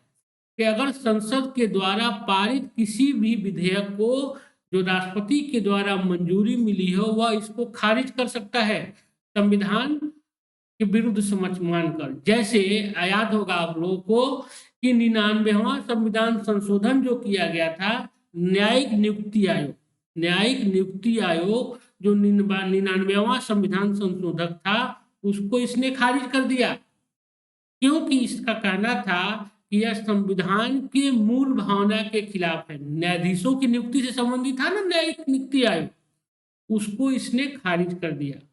अब सोचिए कि संसद के दोनों सदनों के द्वारा पारित था और राष्ट्रपति के हस्ताक्षर के बावजूद यह क्या किया, इसने खारिज कर दिया। कहने का मतलब यह हुआ कि संविधान की अंतिम व्याख्या करने का अधिकार किसको दिया गया है, सुप्रीम कोर्ट को है। उसको सुप्रीम अपने आप को वह क्या कहता है, संविधान का रक्षक मानता है। तो अगर उसको यह लगता है कि संविधान की मूल भावना तथा हितों के खिलाफ यह कार्य करेगा या संशोधन, तो वह उसको खारिज कर सकता है, जैसे राष्ट्रीय नियुक्ति आयोग को उसने खारिज कर दिया। लेकिन इंग्लैंड के हाउस ऑफ लॉर्ड्स की जो न्यायिक समिति है की तरह यह देश के सभी सिविल और आपराधिक विषयों में अपील का अंतिम न्यायालय भी है। मतलब क्या कह रहा है कि सुप्रीम कोर्ट क्या है, सुप्रीम कोर्ट जो है भारत में सिविल और आपराधिक विषयों में यह अपील करने का अंतिम न्यायालय है कि फिर इसके बाद और कहीं भी अपील नहीं की जा सकती है। यह इसका फैसला क्या हो जाएगा, मानना ही बाध्यकारी हो जाता है।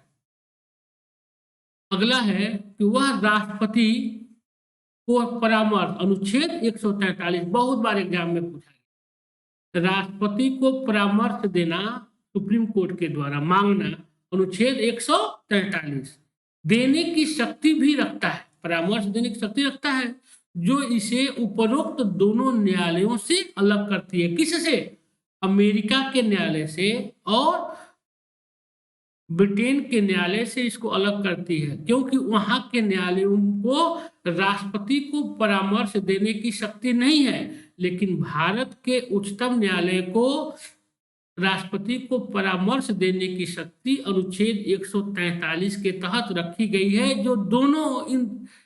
जो इस मामले में यह दोनों उपरोक्त न्यायालयों से इसको अलग करती है। सर्वोच्च न्यायालय के क्षेत्राधिकार, सर्वोच्च न्यायालय के क्षेत्राधिकार तथा शक्तियों को निम्नलिखित वर्गों में बांटा जा सकता है।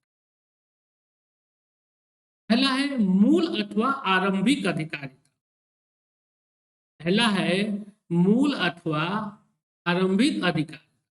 मूल या आरंभिक क्षेत्राधिकार का अर्थ है कि संविधान के अनुच्छेद 131 के अंतर्गत किसी वाद का प्रारंभ सर्वोच्च न्यायालय में ही होगा।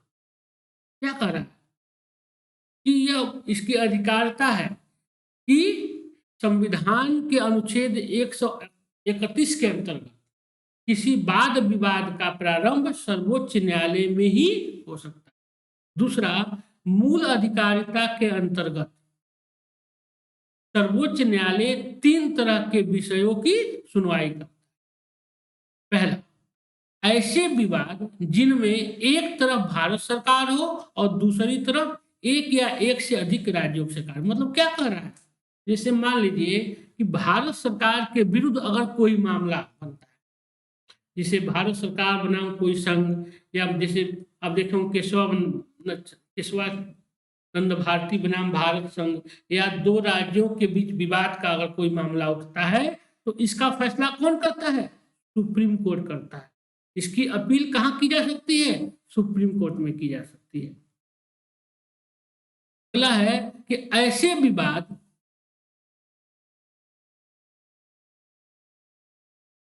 जिनमें एक या एक से अधिक राज्य हो तथा दूसरी ओर भी एक या एक से अधिक राज्य हो, जिसे खास करके किस पे होता है, मान लीजिए नदी जल बंटवारों को लेकर जो होता है, खास करके जो राज्यों के बीच विवाद होता रहता है, अगर इस तरह का भी कोई विवाद उत्पन्न होता है तो इसकी सुनवाई कहाँ होगी? अपील होगी इसकी सुप्रीम कोर्ट के अंदर होगी।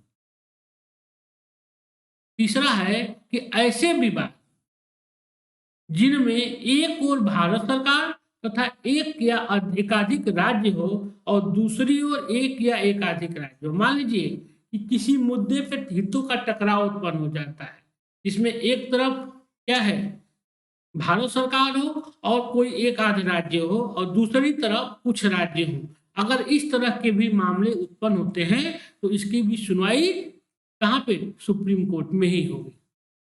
यह इसका क्षेत्राधिकार है सुप्रीम कोर्ट का। अब रीट अधिकारिता, रीट जारी करने का जो अधिकारिता है उससे संबंधित हम देखेंगे। रीट अधिकारिता संविधान के अनुच्छेद 32 में सर्वोच्च न्यायालय को रीट अधिकारिता दी गई है। मतलब अनुच्छेद 32 क्या है? संवैधानिक उपचारों का अधिकार। याद होगा आपको, मूल अधिकारों में अनुच्छेद 32 क्या है? संवैधानिक उपचारों का अधिकार है। इसके तहत 5 तरह की रीट जारी करने का अधिकार किसको दिया गया है? सुप्रीम कोर्ट को दिया गया है। अनुच्छेद 32 संवैधानिक उपचारों का अधिकार, मूल अधिकार का अनुच्छेद 32 जो है वह संवैधानिक उपचारों का अधिकार है, जिसे डॉक्टर भीमराव अंबेडकर ने क्या कहा था? संविधान की आत्मा कहा था। और इसी अधिकार के तहत सुप्रीम कोर्ट को 5 तरह की रीट जारी करने का अधिकार दिया गया है। यह किस लिए करती है सुप्रीम कोर्ट? कि मानव के मूल अधिकारों की रक्षा हो सके, क्योंकि सर्वोच्च न्यायालय को मूल अधिकारों का क्या कहा गया है? संरक्षक बनाया गया। इसके तहत नागरिकों के मूल अधिकारों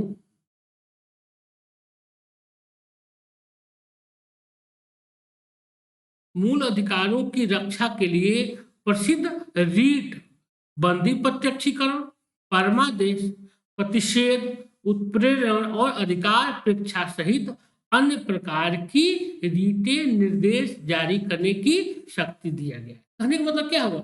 अनुच्छेद 32 के तहत क्या किया गया है सुप्रीम कोर्ट में?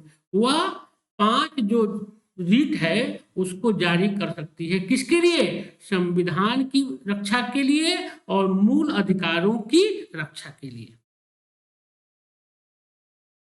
अब अपीलीय अधिकारिता। अपीलीय अधिकारिता सर्वोच्च न्यायालय सिविल तथा आपराधिक सभी तरह के मामलों में अपील का अंतिम न्यायालय है। मतलब अभी हम लोग पढ़े ही थे, पीछे भी बताए हैं कि सर्वोच्च न्यायालय में क्या है? एक अंतिम न्यायालय होता है जहां पे सिविल मामलों और आपराधिक मामलों दोनों तरह का अपील किया जा सकता है। यह अंतिम न्यायालय है और इसका जो फैसला होता है वो सर्वमान्य ही होता है। मानना उसको क्या होता है? बाध्यकारी होता है। सर्वोच्च न्यायालय के अपीलीय क्षेत्राधिकार को 4 भागों में हम बांट करके देख सकते हैं। संवैधानिक विषयों से जुड़ी अपीलें अनुच्छेद 132, सिविल विषयों से जुड़ी अपीलें अनुच्छेद 133, आपराधिक विषयों से जुड़ी अपीलें अनुच्छेद 134 और विशेष अनुमति से की जाने वाली अपीलें अनुच्छेद 136। अब एक एक करके हम इसका अध्ययन करते हैं। संवैधानिक विषयों से जुड़ी अपीलें अनुच्छेद 132। अनुच्छेद 132 के अंतर्गत यह प्रावधान किया गया है कि यदि किसी उच्च न्यायालय के किसी निर्णय, डिग्री या अंतिम आदेश से कोई ऐसा विवाद उत्पन्न हो गया है जो संविधान में संबद्ध विधि का सारवान प्रश्न है और उच्च न्यायालय इस आशय का प्रमाण देता है, तो सर्वोच्च न्यायालय उसकी अपील की जा सकेगी। कहने का मतलब क्या हुआ कि अनुच्छेद 132 कहता है कि भाई मान लीजिए कि बहुत से ऐसे जो फैसले होते हैं जो उच्च न्यायालय द्वारा दिए जाते हैं और उच्च न्यायालय कहता है कि आप इसकी अपील कहाँ कर सकते हैं? उच्चतम न्यायालय में कर सकते हैं। ठीक है, तो इस ऐसे मामलों की अपील जो होती है वो सुप्रीम कोर्ट में की जा सकती है। यह अधिकार है सर्वोच्च न्यायालय। 132 के तहत। दूसरा है सिविल मामलों से जुड़ी अपीलीय अधिकार। सिविल मामलों से अनुच्छेद 133 के अंतर्गत सर्वोच्च न्यायालय में कोई भी सिविल अपील तभी लाई जा सकती है जब वह निम्नलिखित 3 शर्तें पूरी। आपराधिक न्यायालय का तो अगर न्यायालय अनुमति देता है तो उसको लाया जा सकता है, लेकिन अगर सिविल न्यायालय से जुड़ी हुई मामला है, सिविल मामला जुड़ा हुआ है, तो उसके लिए 3 तरह के शर्तों को पूरी करना होता है। पहला, उस मामले में विधि के व्यापक महत्व का प्रश्न निहित हो। उस मामले में विधि के कानून के व्यापक महत्व के अगर प्रश्न निहित हैं तो वह प्रश्न सामान्य महत्व का हो, अर्थात पक्षकारों के अतिरिक्त बहुत से अन्य व्यक्ति या लंबित मामलों पर उसका प्रभाव पड़ने वाला हो, तो इसकी अपील की जा सकती है। क्या कह रहा है? पहला कह रहा है कि जो 3 तरह का कह रहा है, पहला क्या, पक्षकारों के अतिरिक्त बहुत से अन्य व्यक्ति या लंबित मामलों पर उसका प्रभाव पड़ने वाला। मतलब क्या हुआ कि पहला है कि मान लीजिए कि मामला बहुत व्यापक महत्व का, मतलब क्या हुआ, एक बहुत से बड़े क्षेत्र को वह प्रभावित करने वाला सिविल मामला।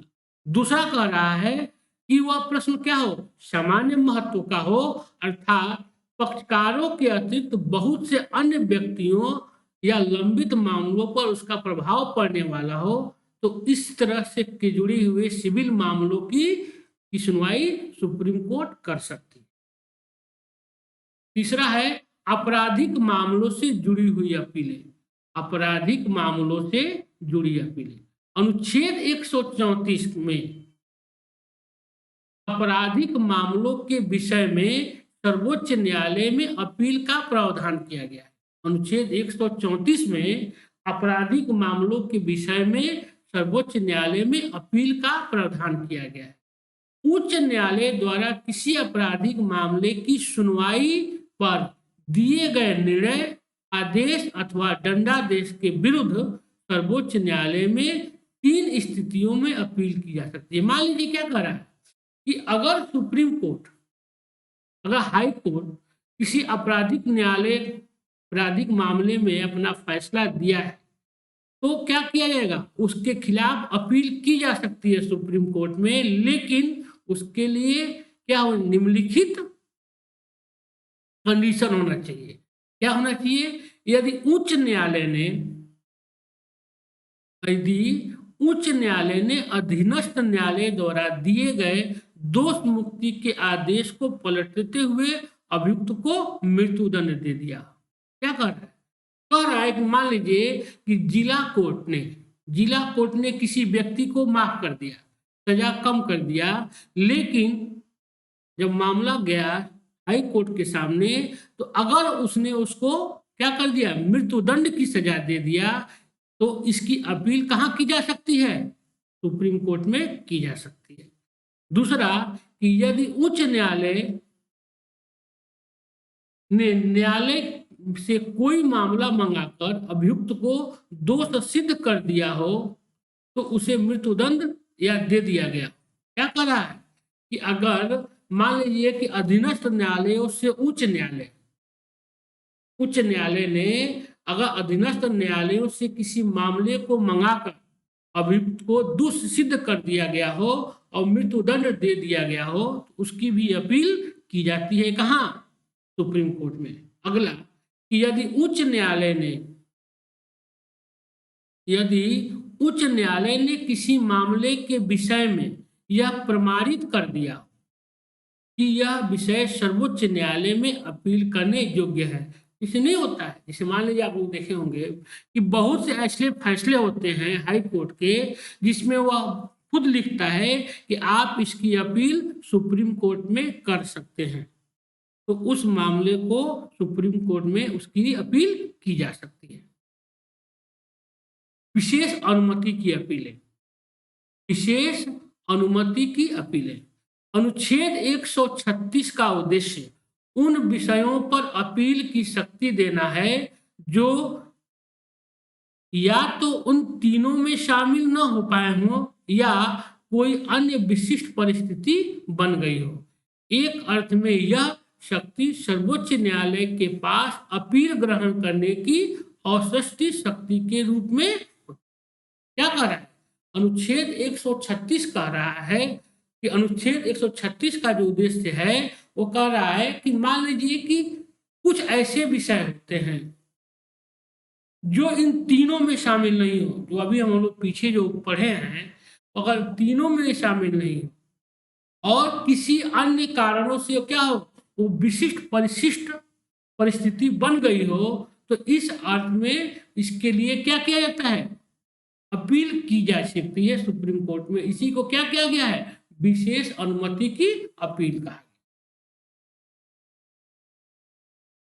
अब सलाहकारी अधिकारिता मतलब क्या करता है? राष्ट्रपति को सुप्रीम कोर्ट सलाह देता है। अनुच्छेद 143 में सर्वोच्च न्यायालय को सलाहकारी अधिकारिता दिया गया है, सलाह देने का अधिकार दिया गया है अनुच्छेद 143 के तहत। इसको राष्ट्रपति अनुच्छेद 143 के दो खंड है, अनुच्छेद 143 एक तथा अनुच्छेद 143 दो।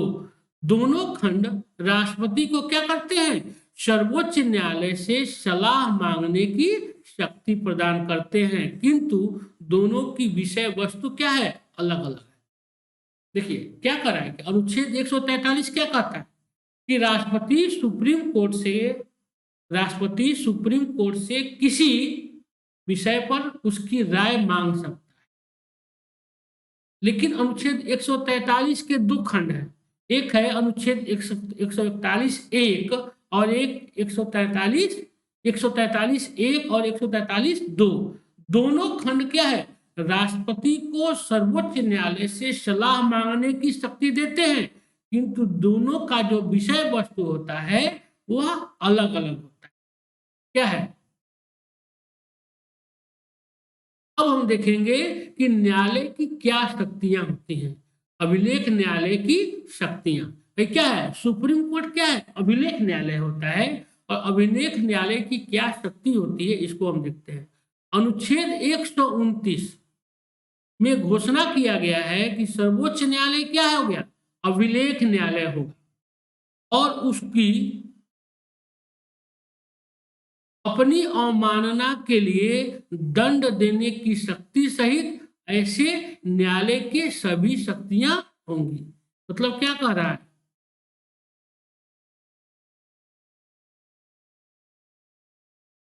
अनुच्छेद 129 की घोषणा की गई है कि सर्वोच्च न्यायालय क्या है? अभिलेख न्यायालय है और उसकी अपनी अवमानना के लिए दंड देने की शक्ति सहित ऐसे न्यायालय के सभी शक्तियां होंगी। कहने का मतलब क्या हुआ कि अगर कोई सुप्रीम कोर्ट की अवमानना करता है तो उसको दंड देने की शक्ति किसमें है? सुप्रीम कोर्ट के अंदर ही है। और इसके साक्ष्यों को अन्य न्यायालयों में साक्ष्य के रूप में इसके फैसलों को दिया जा सकता है और सर्वमान्य होता है। इसीलिए इसको क्या कहा जाता है? अभिलेख न्यायालय कहा जाता है। और अभिलेख न्यायालय की विशेषता क्या है?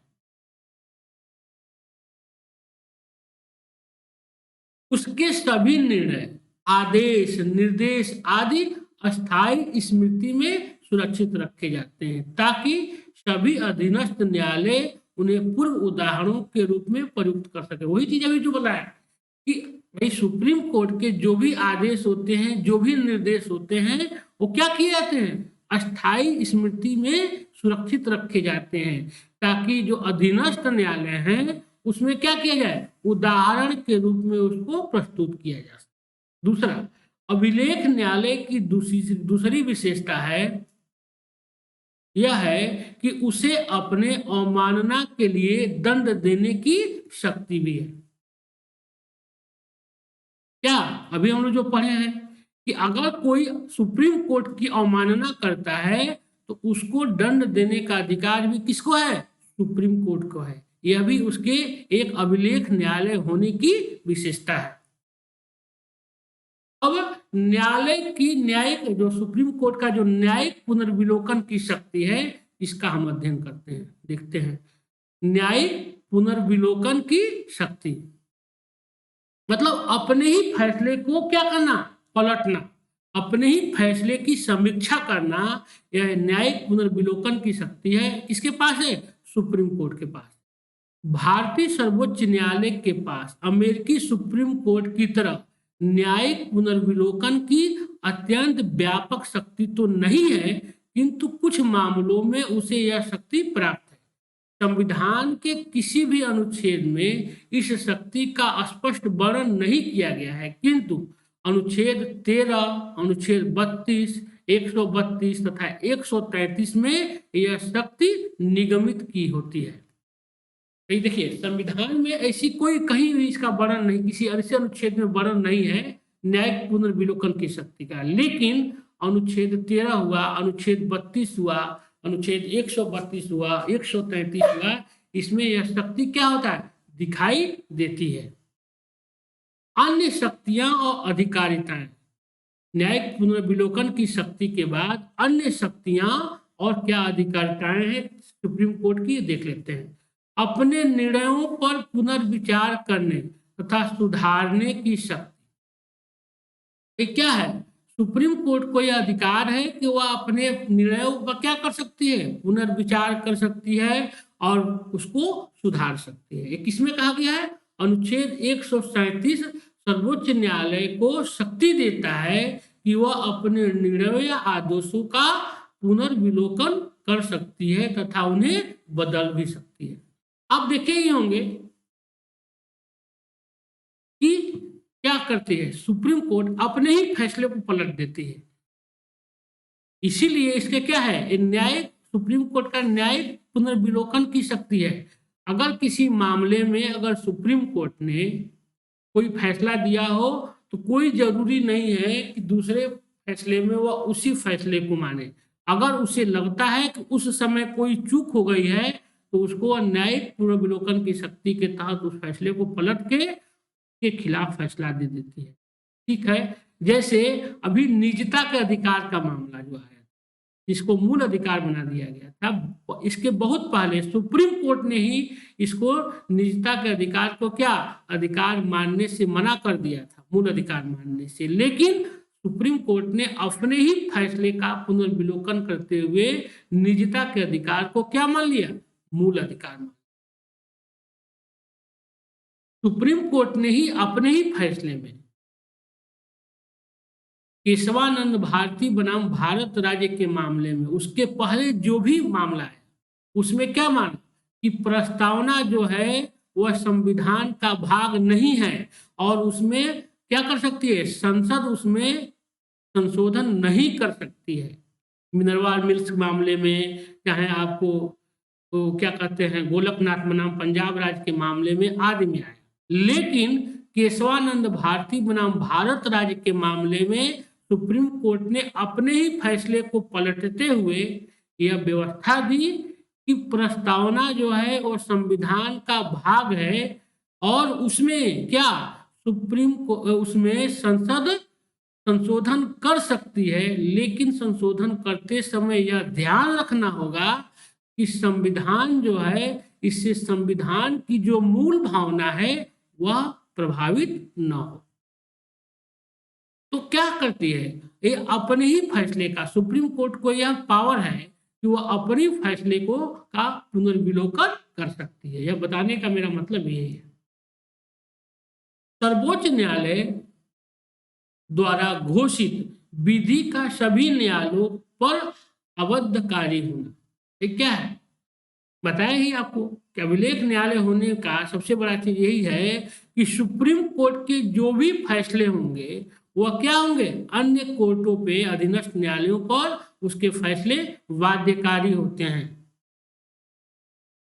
अनुच्छेद 141 में कहा गया है कि सर्वोच्च न्यायालय द्वारा घोषित विधि भारत के राज्य क्षेत्र के भीतर सभी न्यायालयों पर क्या होगी, अवध्यकारी होगी, मतलब बाध्यकारी होगी। सर्वोच्च न्यायालय के द्वारा कोई विधि का निर्माण किया गया है या कोई फैसला दिया गया है, वह भारत के अन्य अधीनस्थ न्यायालयों पर क्या होगा, वो बाध्यकारी होगा।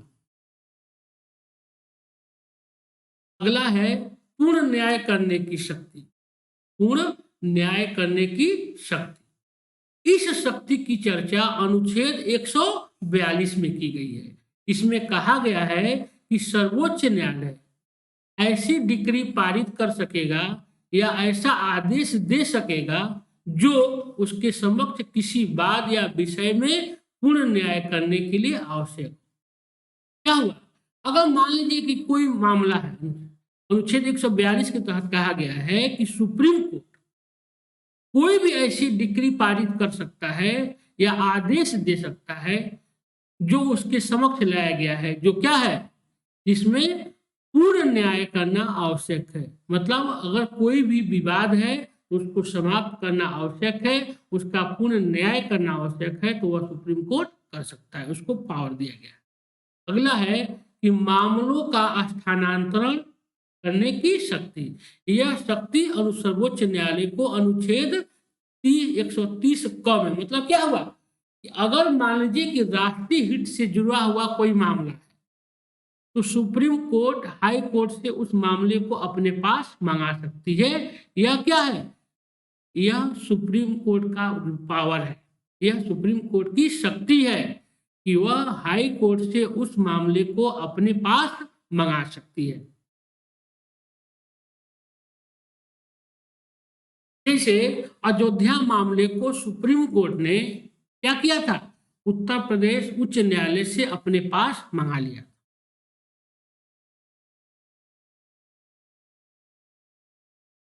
अगला है यह अनुच्छेद 42वें संविधान संशोधन द्वारा संविधान में शामिल किया गया था। कौन, कि यह सुप्रीम कोर्ट अपने अधीनस्थ न्यायालयों में चलते हुए फैसले को अगर किसी राष्ट्रीय हित से जुड़ा हुआ मुद्दा है तो अपने पास मंगा सकती है। यह कब शामिल किया गया था, संविधान संशोधन 42वां संविधान संशोधन के तहत, और 44वें संशोधन के द्वारा इसमें कुछ परिवर्तन भी किया गया। अगला है कि सर्वोच्च न्यायालय से संबंधित नियम बनाने की शक्ति। सर्वोच्च न्यायालय से संबंधित, देखिए सर्वोच्च न्यायालय से संबंधित अगर कोई भी नियम होगा तो उसको सर्वोच्च न्यायालय ही बनाएगा। वही कह रहा है कि अनुच्छेद 145 के तहत सर्वोच्च न्यायालय को शक्ति दी गई है कि वह अपनी कार्य प्रक्रिया आदि से संबंधित नियम बना सकता है। क्या मतलब हुआ कि न्यायालय का संचालन कैसे करना है, कैसे कार्य करना है, इसका फैसला कौन करेगा, सुप्रीम कोर्ट खुद बनाएगा नियम। ये नहीं कि संसद के द्वारा उसके संचालन करने के लिए कोई नियम नहीं बनाया जा सकता है, वह न्यायालय खुद अपना नियम बनाएगा।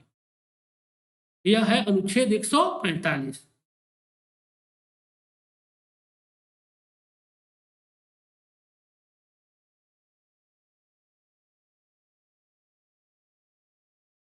अब है निर्वाचन विवाद में नहीं।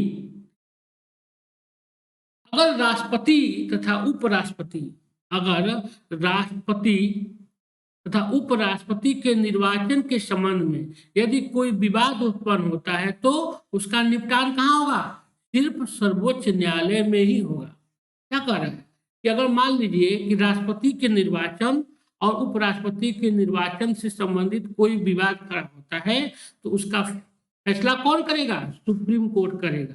उस निर्वाचन का फैसला सुप्रीम कोर्ट करेगा। राम जन्मभूमि बाबरी मस्जिद के मामले में उच्चतम न्यायालय की 5 सदस्यीय पीठ ने 24 अक्टूबर 1994 को राष्ट्रपति द्वारा मांगी गई राय पर कोई भी सलाह देने से मना कर दिया था। क्या मतलब हुआ कि अनुच्छेद 143 के तहत जो सुप्रीम कोर्ट को राय देने का अधिकार है, किसको, मतलब राष्ट्रपति सुप्रीम कोर्ट से किसी वस्तु पर सलाह मांग सकते हैं, वह बाध्यकारी नहीं है। कहने का मतलब ये हुआ कि अनुच्छेद 143 के तहत जो राष्ट्रपति सुप्रीम कोर्ट से सलाह मांगते हैं किसी वस्तु पे, वह बाध्यकारी नहीं है। क्योंकि हम देखते हैं कि राम जन्मभूमि बाबरी मस्जिद के मामले में न्यायालय की 5 सदस्यीय पीठ ने 24 अक्टूबर 1994 को राष्ट्रपति के द्वारा मांगी गई उसकी सलाह पर क्या कर दिया, सलाह देने से मना कर दिया, वह बाध्यकारी नहीं है। और सर्वोच्च न्यायालय की शक्तियों में वृद्धि,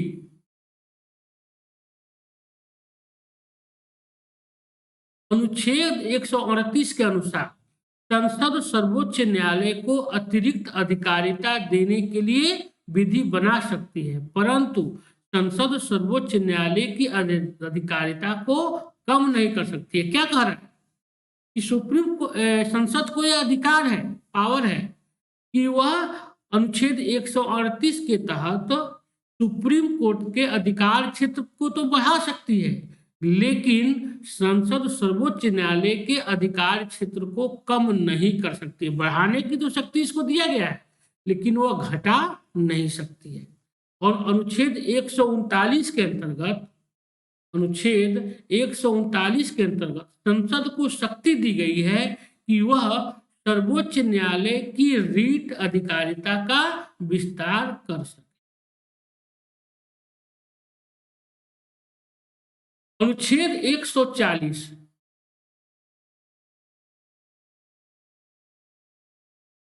140 में कहा गया है कि संसद विधि द्वारा सर्वोच्च न्यायालय को ऐसी आनुषंगिक शक्तियां दे सकती हैं जो सर्वोच्च न्यायालय को दी गई शक्तियों तथा अधिकारिताओं को प्रभावित बनाने के लिए जरूरी है। क्या कह रहा है, अनुच्छेद 140 में कहा गया है कि संसद विधि द्वारा, कानून के द्वारा सर्वोच्च न्यायालय को ऐसी शक्तियां, आनुषंगिक शक्ति दे सकता है जो क्या करे, सर्वोच्च न्यायालय को दी गई शक्तियों और अधिकारी जो फैसला देने का उसको अधिकार है, उसमें क्या करता हो, उसको प्रभावी बनाता हो, वह अनुच्छेद दे सकता है। कौन, संसद।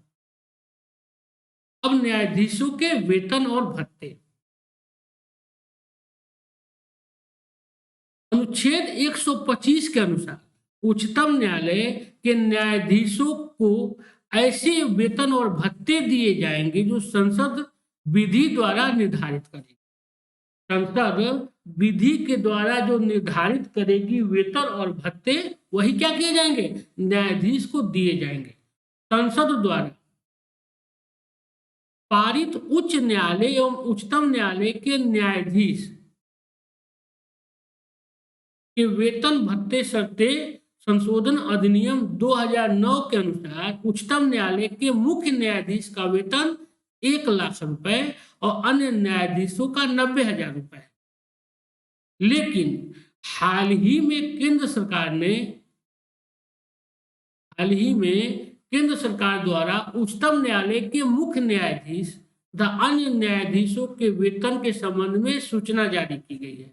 इनके अनुसार भारत के मुख्य न्यायाधीश का वेतन कितना, 2,80,000 रुपए और उच्चतम न्यायालय के अन्य न्यायाधीशों का वेतन 2,50,000 रुपए कर दिया गया। क्या मतलब हुआ कि 2009 में कितना किया गया था, 90,000 रुपए और 80,000 रुपए, लेकिन अभी हाल ही में केंद्र सरकार ने एक अधिसूचना के द्वारा सुप्रीम कोर्ट के चीफ जस्टिस का वेतन 2,80,000 रुपए और अन्य न्यायाधीशों का वेतन 2,50,000 रुपए कर दिया गया है। यह इंपॉर्टेंट है, यह पीटी के एग्जाम में कई बार पूछा गया है। मुख्य न्यायाधीश का वेतन, सुप्रीम कोर्ट के मुख्य न्यायाधीश और अन्य न्यायाधीशों का वेतन कितना दिया जाता है, यह कई बार एग्जाम में पूछा गया है। उच्चतम न्यायालय के न्यायाधीशों के वेतन भत्ते पेंशन किस पे भारित होते हैं, संचित निधि पे भारित होते हैं, भारत की संचित निधि पे भारित होते हैं। तथा सर्वोच्च न्यायालय के न्यायाधीशों की नियुक्ति के बाद उनके वेतन भत्तों में कोई अलाभकारी परिवर्तन नहीं किया जा सकता। अनुच्छेद 125 आने का क्या मतलब हुआ कि जो वेतन और भत्ते निर्धारित कर दिए जाते हैं संसद के द्वारा, उसमें कटौती नहीं किया जा सकता है। यह अनुच्छेद 125 के तहत जो निर्धारित वेतन भत्ते कर दिए जाते हैं उसमें कोई भी कटौती नहीं की जा सकती है। परंतु इसमें एक का जोड़ा गया है कि अगर देश के अंदर वित्तीय आपात लागू हो, अनुच्छेद 360 के तहत अगर देश के अंदर वित्तीय आपात लागू हो तो उच्चतम न्यायालय के न्यायाधीशों के वेतन भत्ते में क्या किया जा सकता है, कटौती की जा सकती है। कब? जब देश में वित्तीय आपात लागू।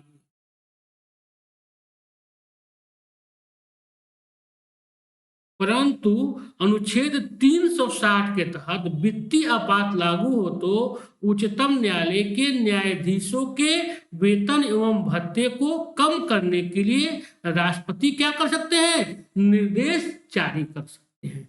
मतलब अगर वित्तीय आपात की स्थिति है, लगा हुआ है, तो उस समय सुप्रीम कोर्ट के न्यायाधीशों के वेतन भत्तों में कटौती की जा सकती। इस तरह आज हम लोग क्या पढ़ लिए, उच्चतम न्यायालय पढ़ लिए और कल हम लोग पढ़ेंगे उच्च न्यायालय। आप लोगों को बहुत बहुत धन्यवाद दोस्त। आप लोग हमारे कोड AKS001 के माध्यम से आप जरूर एडमिशन लीजिए। देखिए हम यहाँ पे दोस्त जो भी पढ़ा रहे हैं वो NCERT बेस्ड है, इसलिए NCERT बेस्ड, इसलिए मैं बार बार कहता हूँ कि देखिए नींव मजबूत करने के लिए NCERT बहुत ही जरूरी है। इसलिए देखिए आप अपनी तैयारी 60 से 70% तो यहीं कर लेंगे जाएंगे आप अगर NCERT का ठीक से अध्ययन कर लिए तो। इसीलिए हम यहाँ पे जो भी पढ़ा रहे हैं दोस्त वो NCERT बेस्ड है, इसलिए आप जरूर हमारी क्लास को अटेंड कीजिए तथा आप हमारे वीडियो को लाइक कीजिए और हमारे चैनल को सब्सक्राइब कीजिए। मेरा कोड है AKS001।